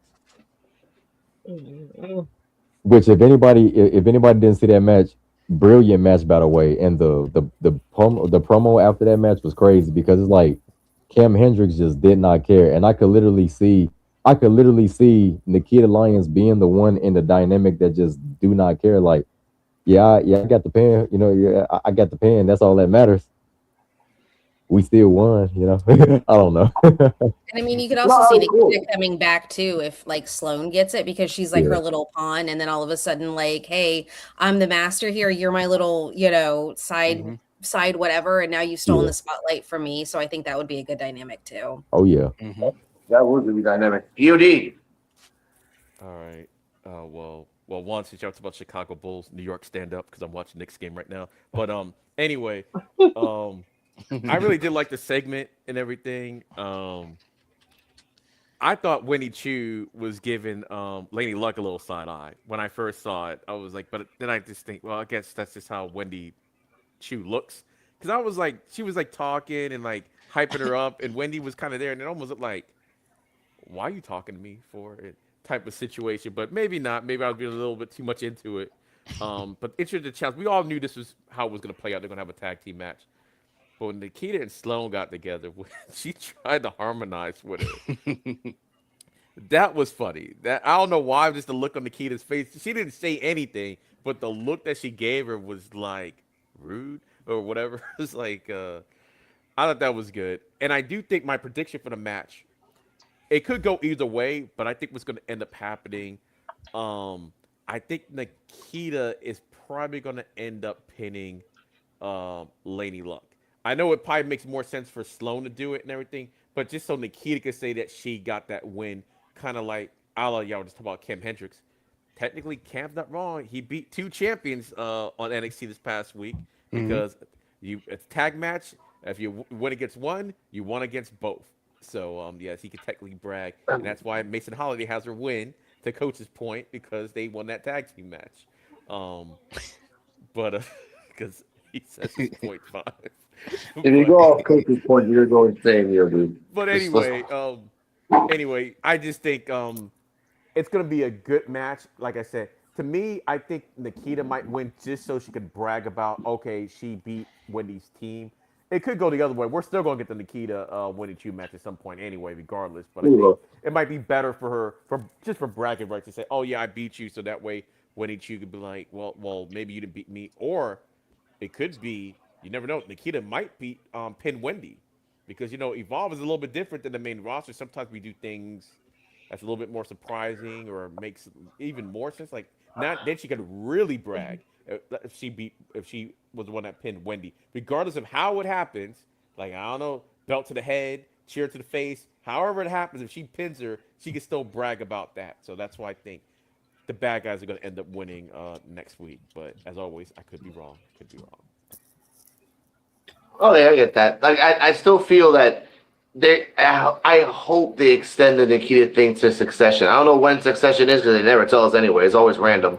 But if they can extend this to the next Succession, then it should be Nikita, Wendy. And like I said, Nikita wins. And also with the Chantel Monroe thing, it would work that then Chantel fights Wendy in a last woman standing match, beats her to prove that she's ready to fight Nikita. And then you just take it off Nikita. Because again, if she's going to be at LFG Season 4, that means she's going to be here for a very long time. So just send her back up to NXT for a while and let her have some fun. Speaking of fun, contract signing with Tristan Angels and Aaron Work.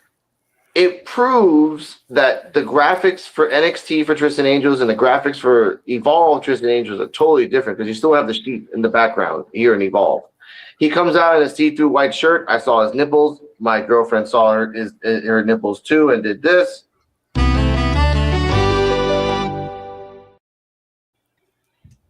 Go like this. I love my girlfriend. He goes into the ring. Stands like Chewy's there, by the way. I'm not even going to talk about Lego head Chewy Martinez. Fix your hair, sir. If you're not going to wear a hat in the middle of the ring, go find a shower, fix your head, fix your hair. Because if honestly, he introduces Tristan Angels, and Aaron Rourke comes out, no makeup, and we talked about this in the room woman. Like they toned him down for the sense. He still wears his clothes, and he's very flamboyant, but he doesn't wear the sparkle stuff anymore, which I feel sad. The contract signing goes as follows. Tristan Angels tells Aaron Rourke, the only reason you won in Evolve out of nowhere is because I wasn't here. And the fact that I'm here now, I'm taking away from you. Aaron Rourke retorts, and by the way, Tristan Angels says, I don't understand the whole hand clapping thing that everyone does and people are doing it in the crowd with the 2 fingers. Chewy Martinez tried to do it, and he just did like, I don't want to show it on camera, but it's not the way that you think he did it, sir. Aaron Rourke tells Aaron Rourke tells Tristan Angels, so you're Mr. England, huh? He's like, yeah. And apparently someone in the crowd really doesn't like Tristan Angels. Mm-hmm. England, huh? Yes. Really? I guess that's cute. It kept going, and they showed it in a second. Tristan Angels was looking at the woman, and the woman was looking at him, and she's like, "Hell no!" I'm like, "Wow." They start getting Aaron Rourke told Tristan Angels, like, you spend Evolve so much money because every time you pass by a mirror, it just breaks. They start doing the ugly chants, and I'm saying, if you want a title, I'll call myself Mr. Evolve. You're ugly, Tristan Angels, because on the inside you don't help people, you don't elevate people. That's why you're ugly. And they started fighting back and forth. Security comes in, not Tiffany Stratton's boyfriend, but I guess like a clone of him, and the beard guy. He's the one that he's in NXT house shows. He wears like a gray afro, like a silver gray afro. I don't know where he is. His name is like it starts with a V. Oh, that's him. That's him. Yeah. There's Oh, you've seen the pictures, right? It's really weird. like a wig kind of looking thing. Yeah. Yeah. Shout out to Ashley Royalty. Hello, everybody. Yo. Thank you.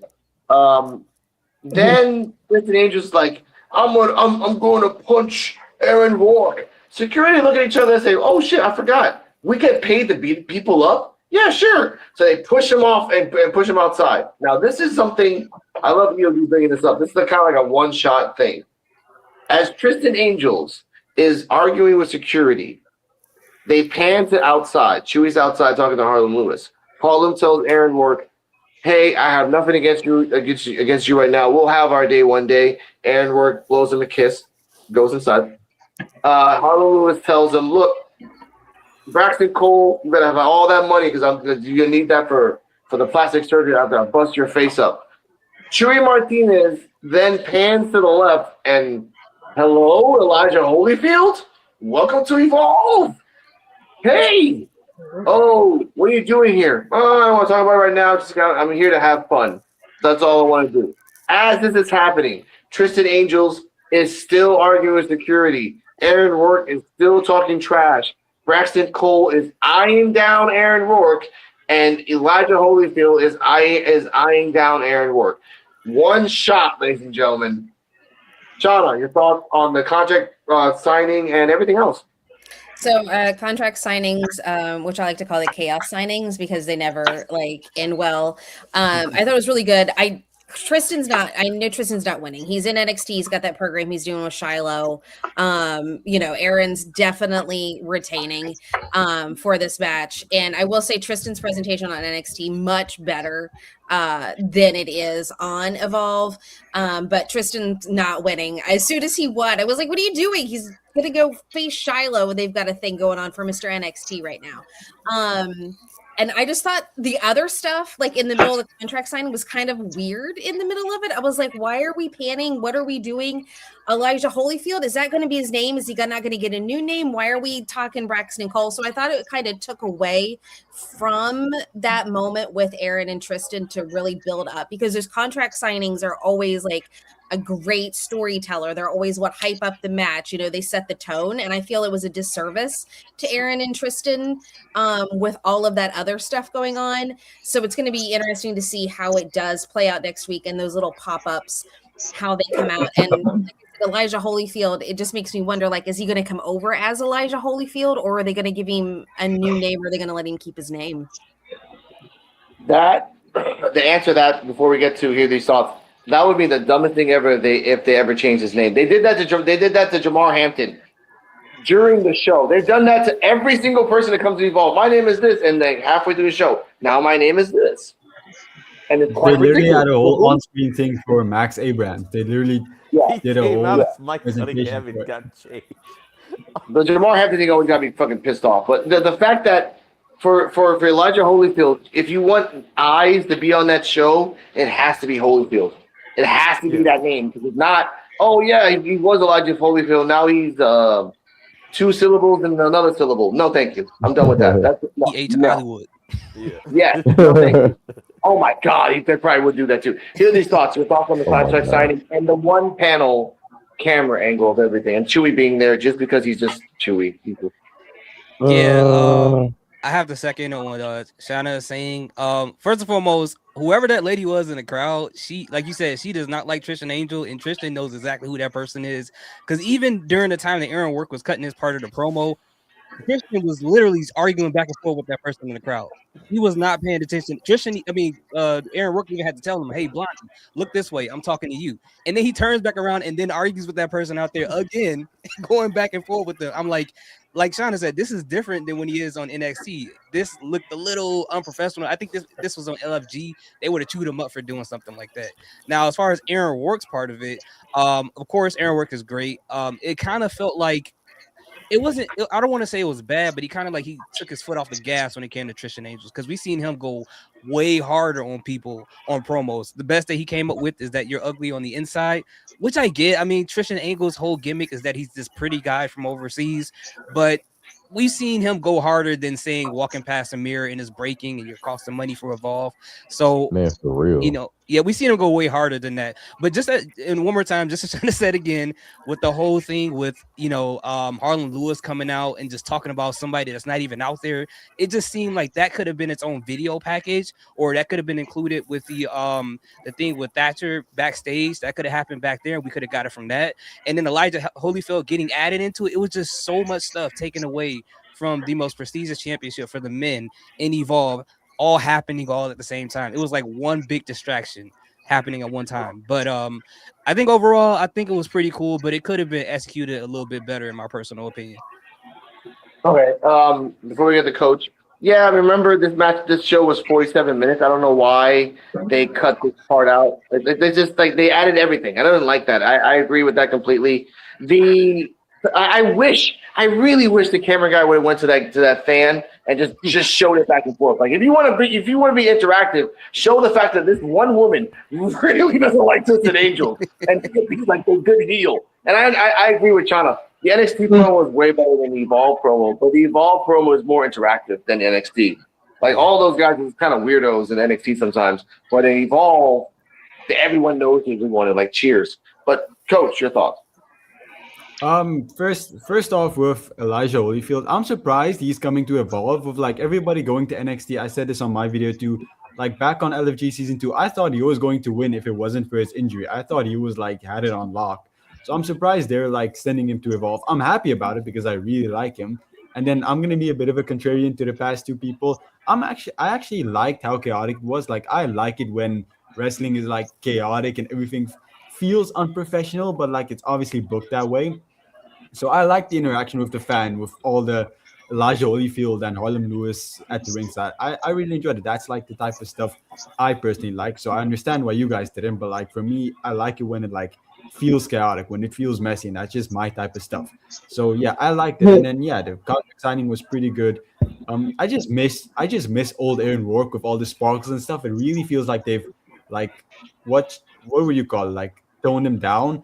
I don't like that. I think he looked a lot more intimidating with like the eye contacts and the glitter and stuff. It just looked a whole lot better. So yeah.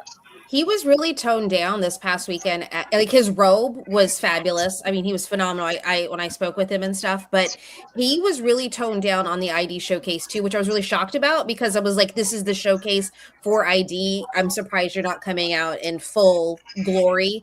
So I was really shocked. He did have the contacts, but he really didn't have any face paint on or makeup on at all this weekend. Yeah, when I saw your interview with him, I noticed that. I was like, is that Aaron Rourke? And I had to look really close, and I'm like, he looks not in a bad way. He looks really normal, you know, given what he actually wears with the face paint and everything like that. Yeah, and it's really sad that like if maybe it's a company decision like, hey, tone it down for like the general audience. Like, no, fuck that shit. If you do the booty shakers for Lola Vice, why can't you have the glitter face for a guy? Literally, everybody was shouting Dime, and Evil Gay the whole match. So everybody that there wanted it. Like they wanted it. And then when he came out, it was like, you're not your main match. You're the Evolve champion. This is the ID showcase. Like, be in your full glory, dude.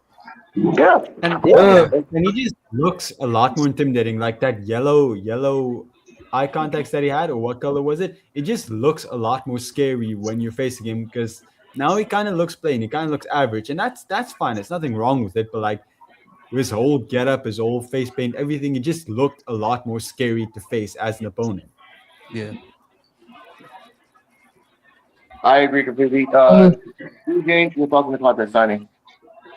Yeah, I like the contract signing, and the fan reaction to it was crazy. It was funny too. And yeah, I think Eric going to retaining the title because Tristan Angels already got something going on NXT currently right now, so that's Eric going to retain it. And Harlem he said he's been trying to get that title from the Evolve title. He still want that title, so he's still gunning for it. And it's nice to see Elijah up and appearing on Evolve now, which I wish he did kind of appear on NXT. That dude, but he's just still trying to get his feet wet, well up or Evolve before he step up over there. So it's nice to see him on there. And I can't wait to see how he gonna do on Evolve.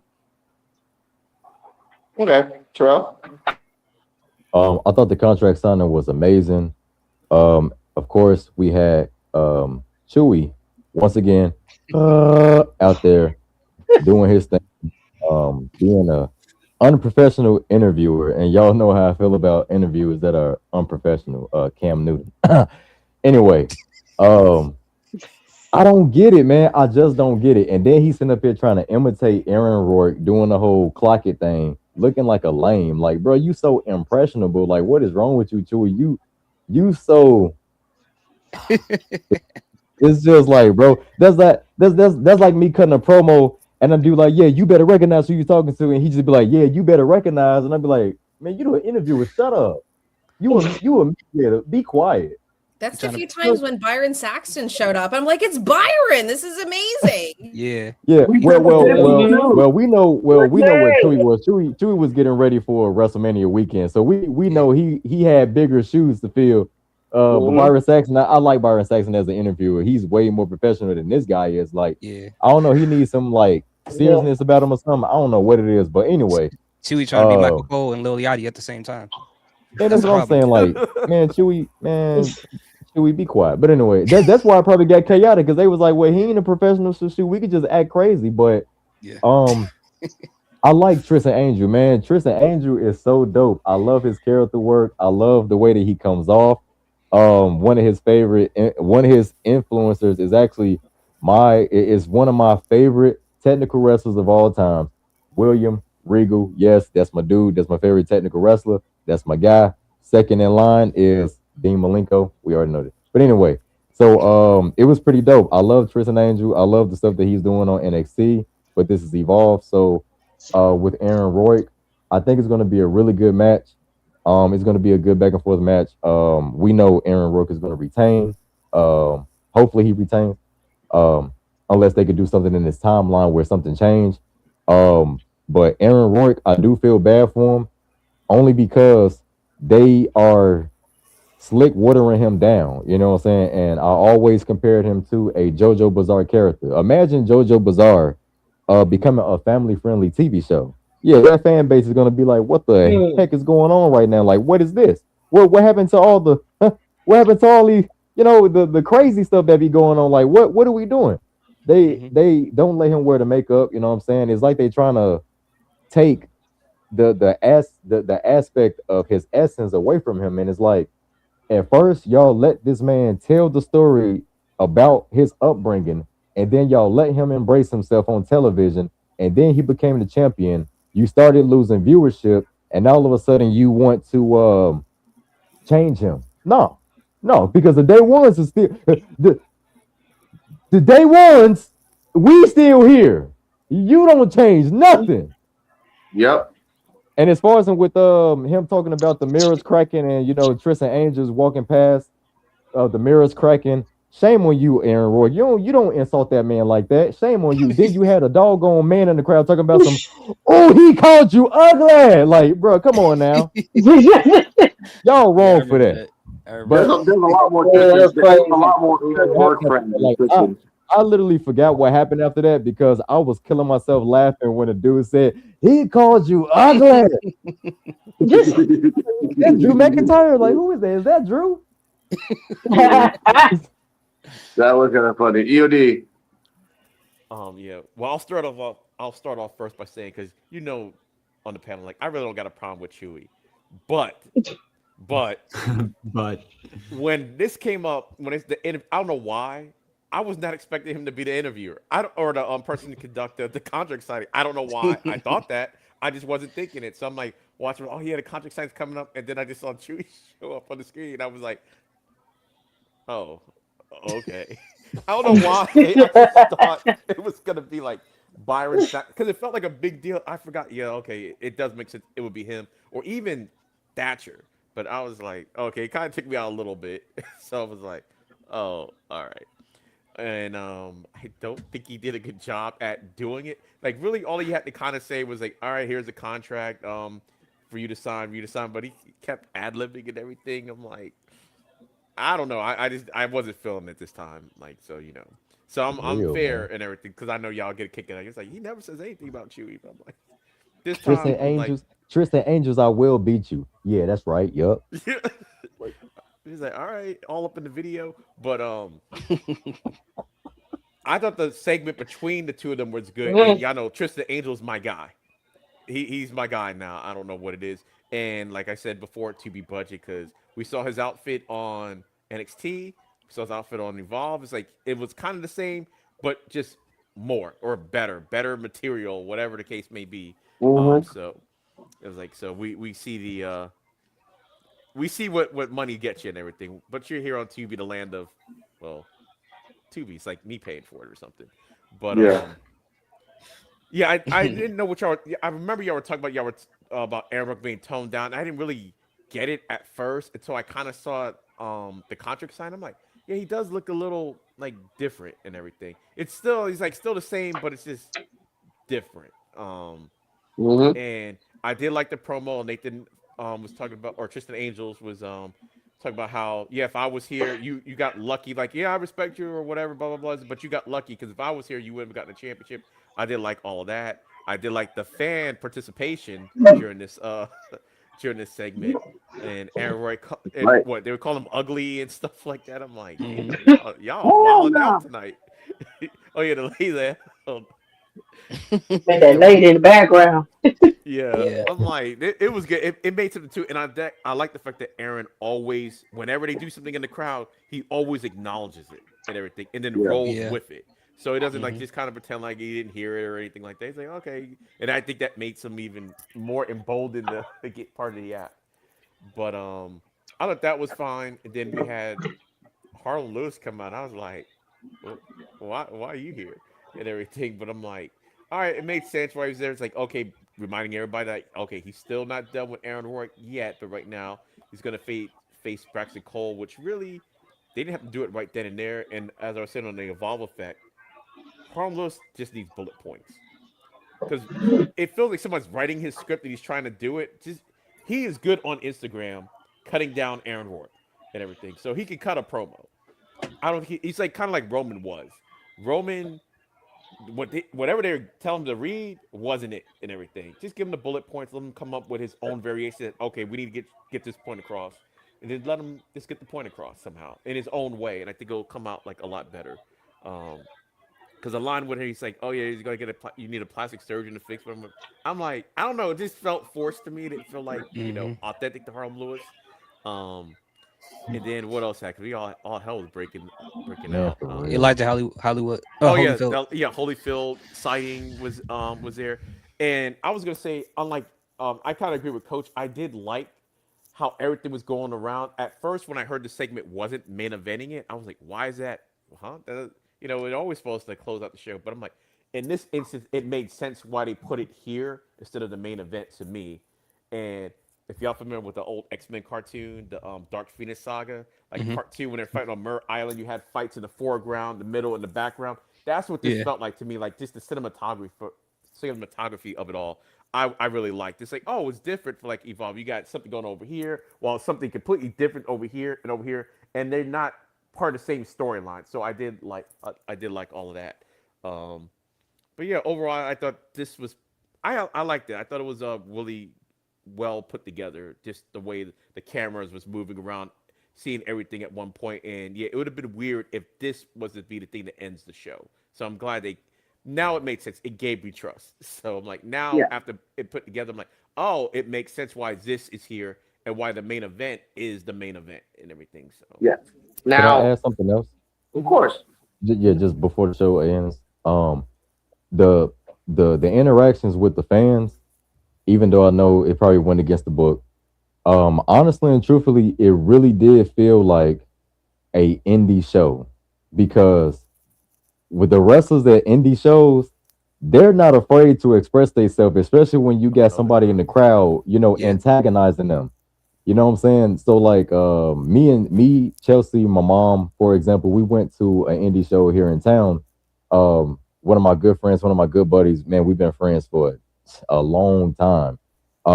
He invited us to a show and there was like this real big dude. He was big, like really, really big. And he was the heel in the group. He had his girlfriend, or I think his wife, with him. And of course, he's the heel. And I was talking crap. Everybody was talking crap. He literally pointed me out. He literally pointed me out. CJ, and she was like, "Oh my god, like." And I was like, "Man, like, bro, I hope you lose. Like, you ain't nothing up in there." And he was like, "Who you think you're talking to?" Like on the ropes, like, "Who you think you're talking to?" And like his girl came over, like walked over to where we were, and like, "You better stop running your mouth at my man. You ain't about nothing. You ain't gonna do nothing." I stood up, "Sit your butt back down. You better sit your butt back down. You ain't gonna hit a woman." I was like, "Whoa, Oh this my is god. crazy." It was fun though, and I love indie shows. They're so interactive. Yeah, I respect that. Shout out to indie shows. Let's see everyone have some more of those. I wanted to add before we get to the main event. We're going past 2 hours. It's fine.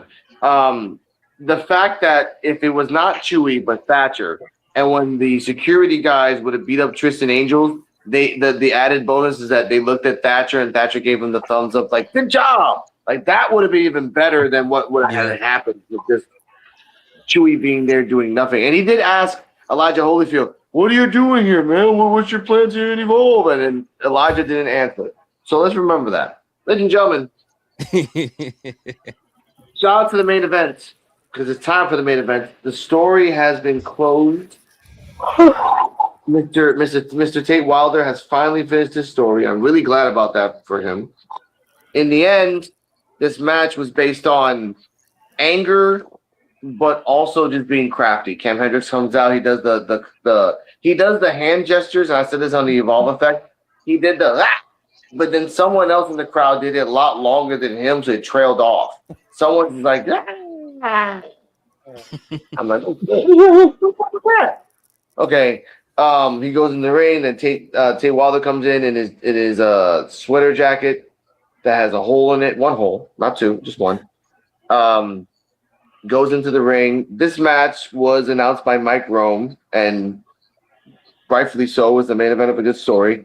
Match lasted to the end of the show. I will say that there was a lot back and forth. These guys, as Terrell said it, these guys can work magic together. In LFG, they had a great match. Here, they can have 100 matches until the end of time, and they can work together.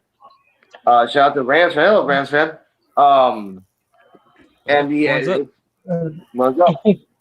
Tate Wilder did a moonsault, kind of like Layla Diggs, not like her because he's nothing like Layla Diggs.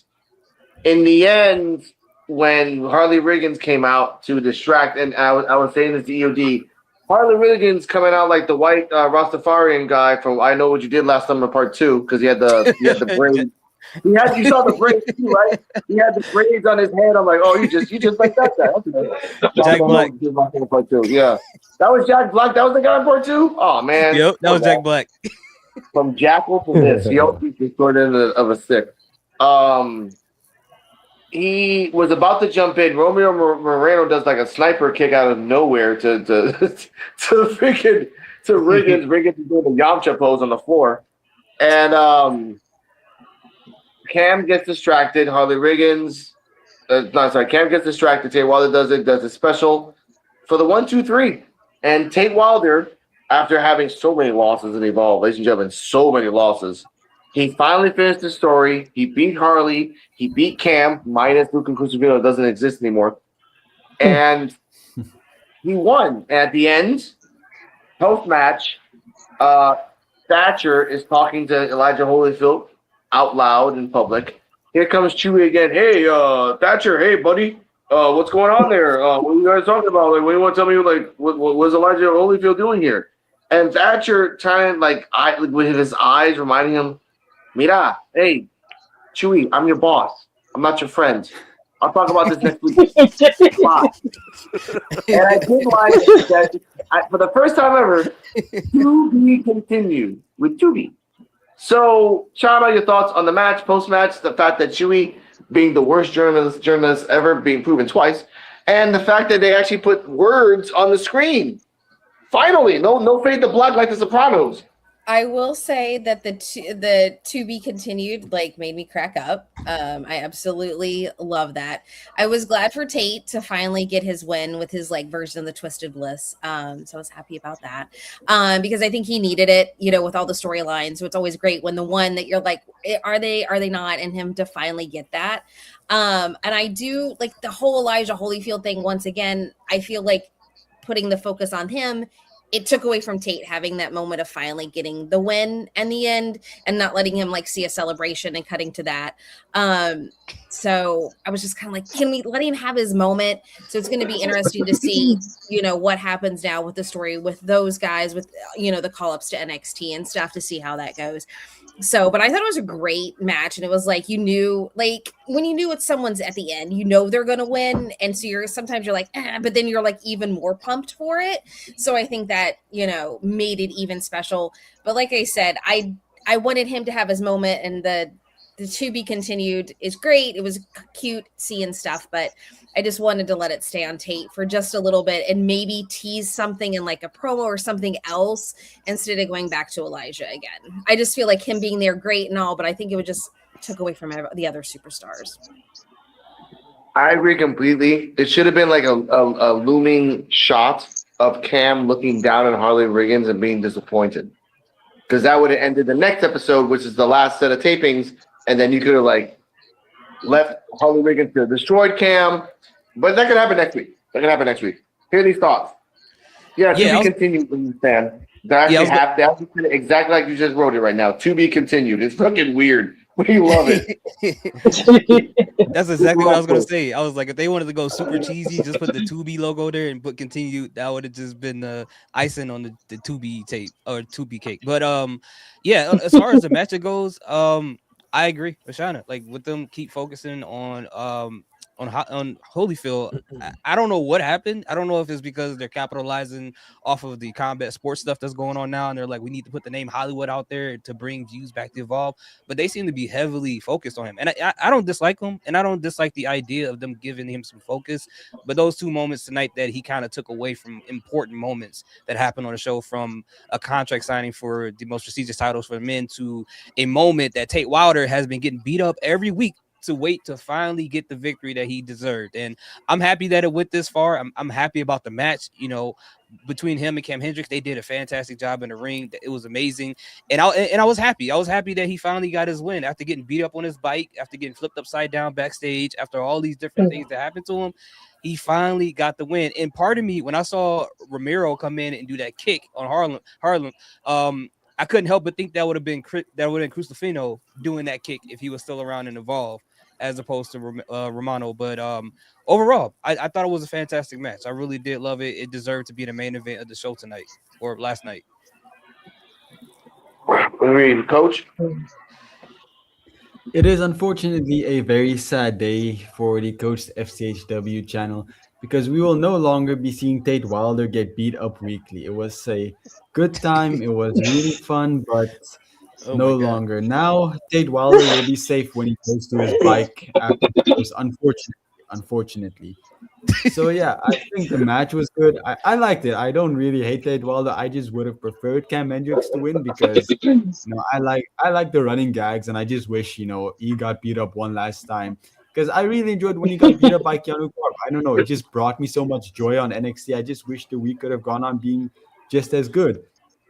But yeah, actually the match was great. It was a great match. I loved the spot out of the VIP section where he like jumped out of it. It looked kind of clunky at first, but I liked it. I agree with the Elijah Holyfield thing. I think it kind of took away from Tate's victory. Like, I don't mind the idea of like the show ending on him and like looking menacing or something, but I don't think they executed it right. But I'm still, regardless of how it turned out, I'm still excited to see what's up with him next week. I guess that's one victory out of it. What do you think about the barricade cam? What do you mean? What's your thoughts on that? Remember they had a camera on the barricade when Tate and Cam Hendricks was fighting? They don't have that anymore. Oh yeah, they don't have that anymore. Nice. I don't miss it. It sucks. TJ, your thoughts? Yeah, I enjoyed the match. This was a good match between the two, and I'm kind of glad they actually ended this feud now with we'll take on top of it because we can jump by these two for the longest now. So it's good that they ended this match. But yeah, they did should have that part with Elijah coming up, talking to Thatcher. No, he could have had that little separate from that because really didn't show much of Tate when he won. It just showed like a little quick like clip of him afterwards. Like didn't show him celebrate his win at like before the show go off. But that to be continued thing was clever with them to put that up there. That's kind of clever for them. But yeah, they were pretty good match. I give it a B plus. All right, Terrell. Yeah, y'all know how I feel about Tate Wilder and Cam Hendricks, man. Cam Hendricks, that's my guy, that's my dude. You know, the antics of him and Harley Riggins going after Tate Wilder and antagonizing him, treating him like crap, but he prevailed, you know what I'm saying? And before he is full time on NXT, he got his win. So congratulations to Tate Wilder. You feel me? Hold up. Happy for him. Yeah, I'm happy for Tate Wilder, man. It's pretty dope to see that he got his victory over Cam Hendricks. Still, Cam Hendricks got some really good heel work. I love his finisher and all that, and I like Tate Wilder's moveset. I just feel like WWE is kind of holding him back, you know, just for I guess safety reasons because when he was on when on Evolve, he is wrestling a little bit different. He's wrestling a little bit different than he was on NXT. On Evolve, it seemed like he had more freedom to try and do daredevil things. But it's like on NXT, they kind of like want him to play it safe a little bit. But other than that, Evander Holyfield. Well, I mean, not Evander. Elijah Holyfield. I hope they keep his name the way that it is. The contract signing, I do feel like that was a misplacement. Maybe they could have had him like come at the tail end of the show, have people talk about it. Oh my God, like Holyfield, he showed up at the end of the show, like so that way it wouldn't take away from the actual contract signing between Aaron Rourke and Tristan Angel. Um, and before I'm done, Tate Wilder. Take the speed belts and just break them. So that way y'all can have a hardcore title on NXT. Come on, man. Come on. That's all we need. Come on, man. All right. DOD. All right. Well, two things before I get to all this. While we've been on air, Oscar posted an update on her YouTube channel. So just to update what's going on. And two, New York Knicks won. All right. But for this match, New York Knicks. stand up, man. New York Knicks, stand up. It's not my fault that there's only 4 teams left in the playoffs. Like all together, New York is one of them. But anyway, I thought this was a good match. And what I was saying earlier about how Terry Taylor made Tate Wilder and Trill London watch that match, the Hogan Rock match. This felt like it had like a story to it where it's like, okay, these guys, I'm not saying it's as great as that match, but the storytelling elements of it was in this match. At one point they were locking horns with each other off the mat, face to face, and they both just fell as they just showed just how exhausted they were trying to kill each other in the ring. Evolve just have story elements, period. Yeah, and so I really like that. And going into the show, I didn't know this match was on the show at all until I saw the opening of it. I was like, oh, they're actually gonna finish the Cam and Tate Wilder story now. I didn't realize that Luca Crucifino was wiped out of existence till the Invisible Man brought it to my attention. I'm like, yeah, that's right, they didn't show him in there, but I'm like, really, how much of it were they really going to show in the first place? Not the tag team match. I mean, he didn't really do much in that match.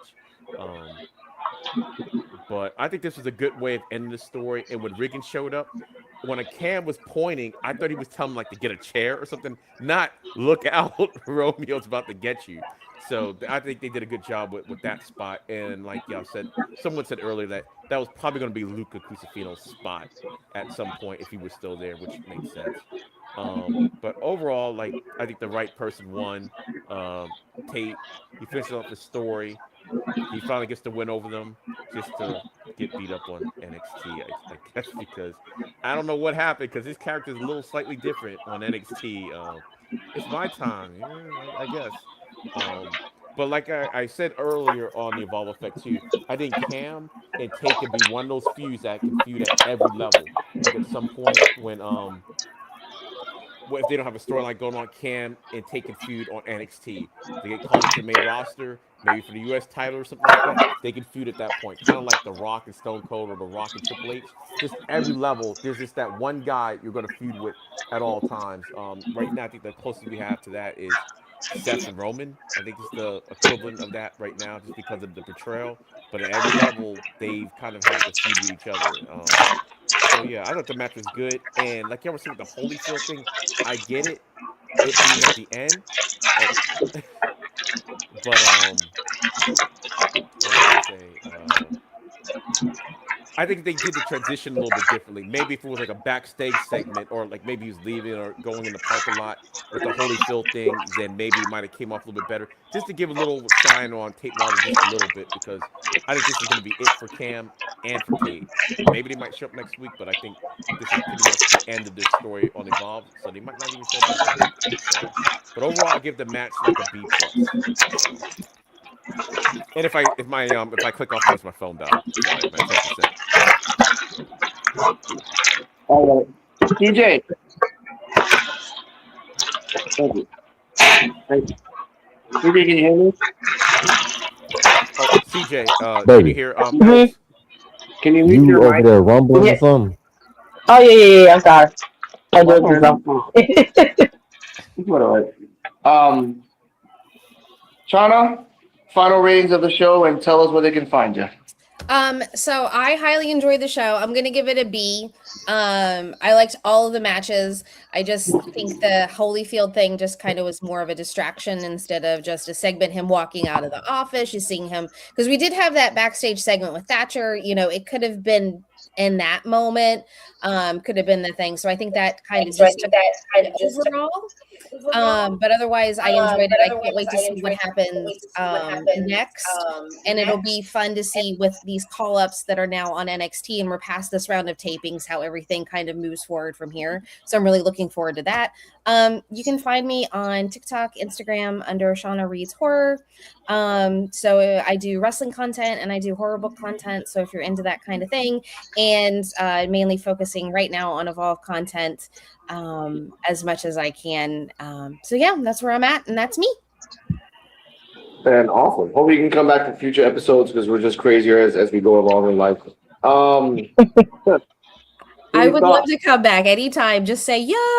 I'll come back. Oh, cool. We'll see you next week. 52. All right. Oh yeah. Any thought? Yeah, I would agree with her. I'll give it a B as well. Great matches. Holyfield thing was pretty distracting.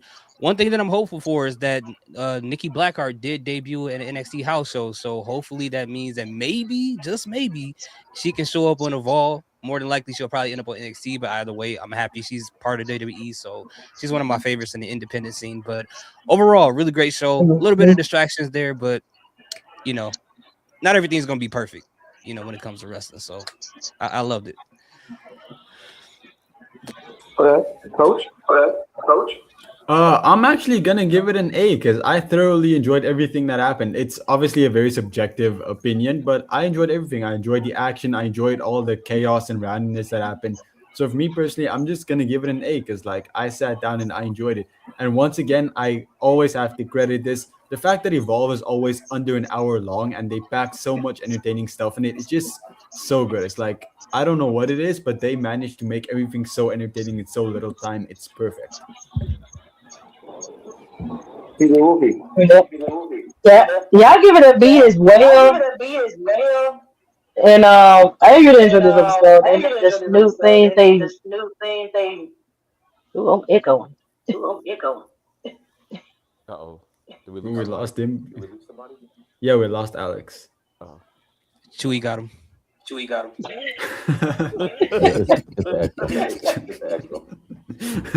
Oh, gee. Okay, but But yeah, yeah, you I give can to V. you can finish. Okay. Oh, he's back. Sort of. Coach, I think it's your echo. it's your echo. Oh, it's mine. Oh, I didn't realize. I'll even jump back in. Sorry, I Oh, didn't no, no, realize I no, have an no. echo. Like, just mute your mic real quick. Just mute your mic real quick. Okay. Oh, there we Yep, there you Okay. go. That works. Oh, yeah. we Beautiful. good? Are you gonna talk,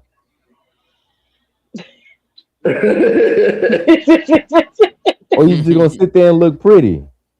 Got me thinking Oh, right yeah. now. Oh my god. Maybe you gotta say your outro I and know. your rating. Oh, I I gotta did. jump. Oh, I'm getting angry. no. Oh, I thought you talking. I thought you were talking to Alex. But yeah. I'm just doing something here. But yeah, my Linktree is Linktree says CJ 115. Y'all can look at my stuff and subscribe on YouTube, Twitter, Facebook, Instagram. All my links through there, and you can check me out on through there. Can't nobody convince me that Terrell do not love CJ Wolfie, bro. Can't nobody convince me otherwise. All right, I hear Yeah, everybody man. else now. Okay. All right. Yeah. It's documented. Yeah. Terrell. Hopefully, Coach come back in. But yes, man. My name is For Real Terrell. You can find me at Linktree/For Real Terrell. Those are my links there. I got YouTube's For Real Terrell music. Don't go and check out that music. I gotta revamp it. Don't go and look at it. We checking it Also out got tonight. also got playing games for real. Playing games for real because I have been playing games for real. And before I put gaming content on that channel, I was playing games for real. I had to get myself right. And I also have Terrell's reacting for real. I posted new shorts on there. I got one of Ludwig Kaiser. I did a little skit Oh on my there. god. So yeah, Oh, man. no. Make sure y'all go check that out. Make sure y'all go check that skit out. I'm also gonna check out Shauna Reed's horror as well because not only do I like wrestling content, I also like reading books. Reading is fundamental, y'all. Brain health, okay? Brain strength, muscle strength, okay? Be ready so you don't have to get ready. And I will say For Real Terrell, For Real Love 15 on YouTube. Me and my wife, we have content together. And thank you, Hear These Thoughts, for saying that no one cannot convince you, or no one can convince you that I don't love my wife because people that say that if I screw up, you don't know who I am. And when it comes to my lady, I don't play them type of games. There you go. No, that's real.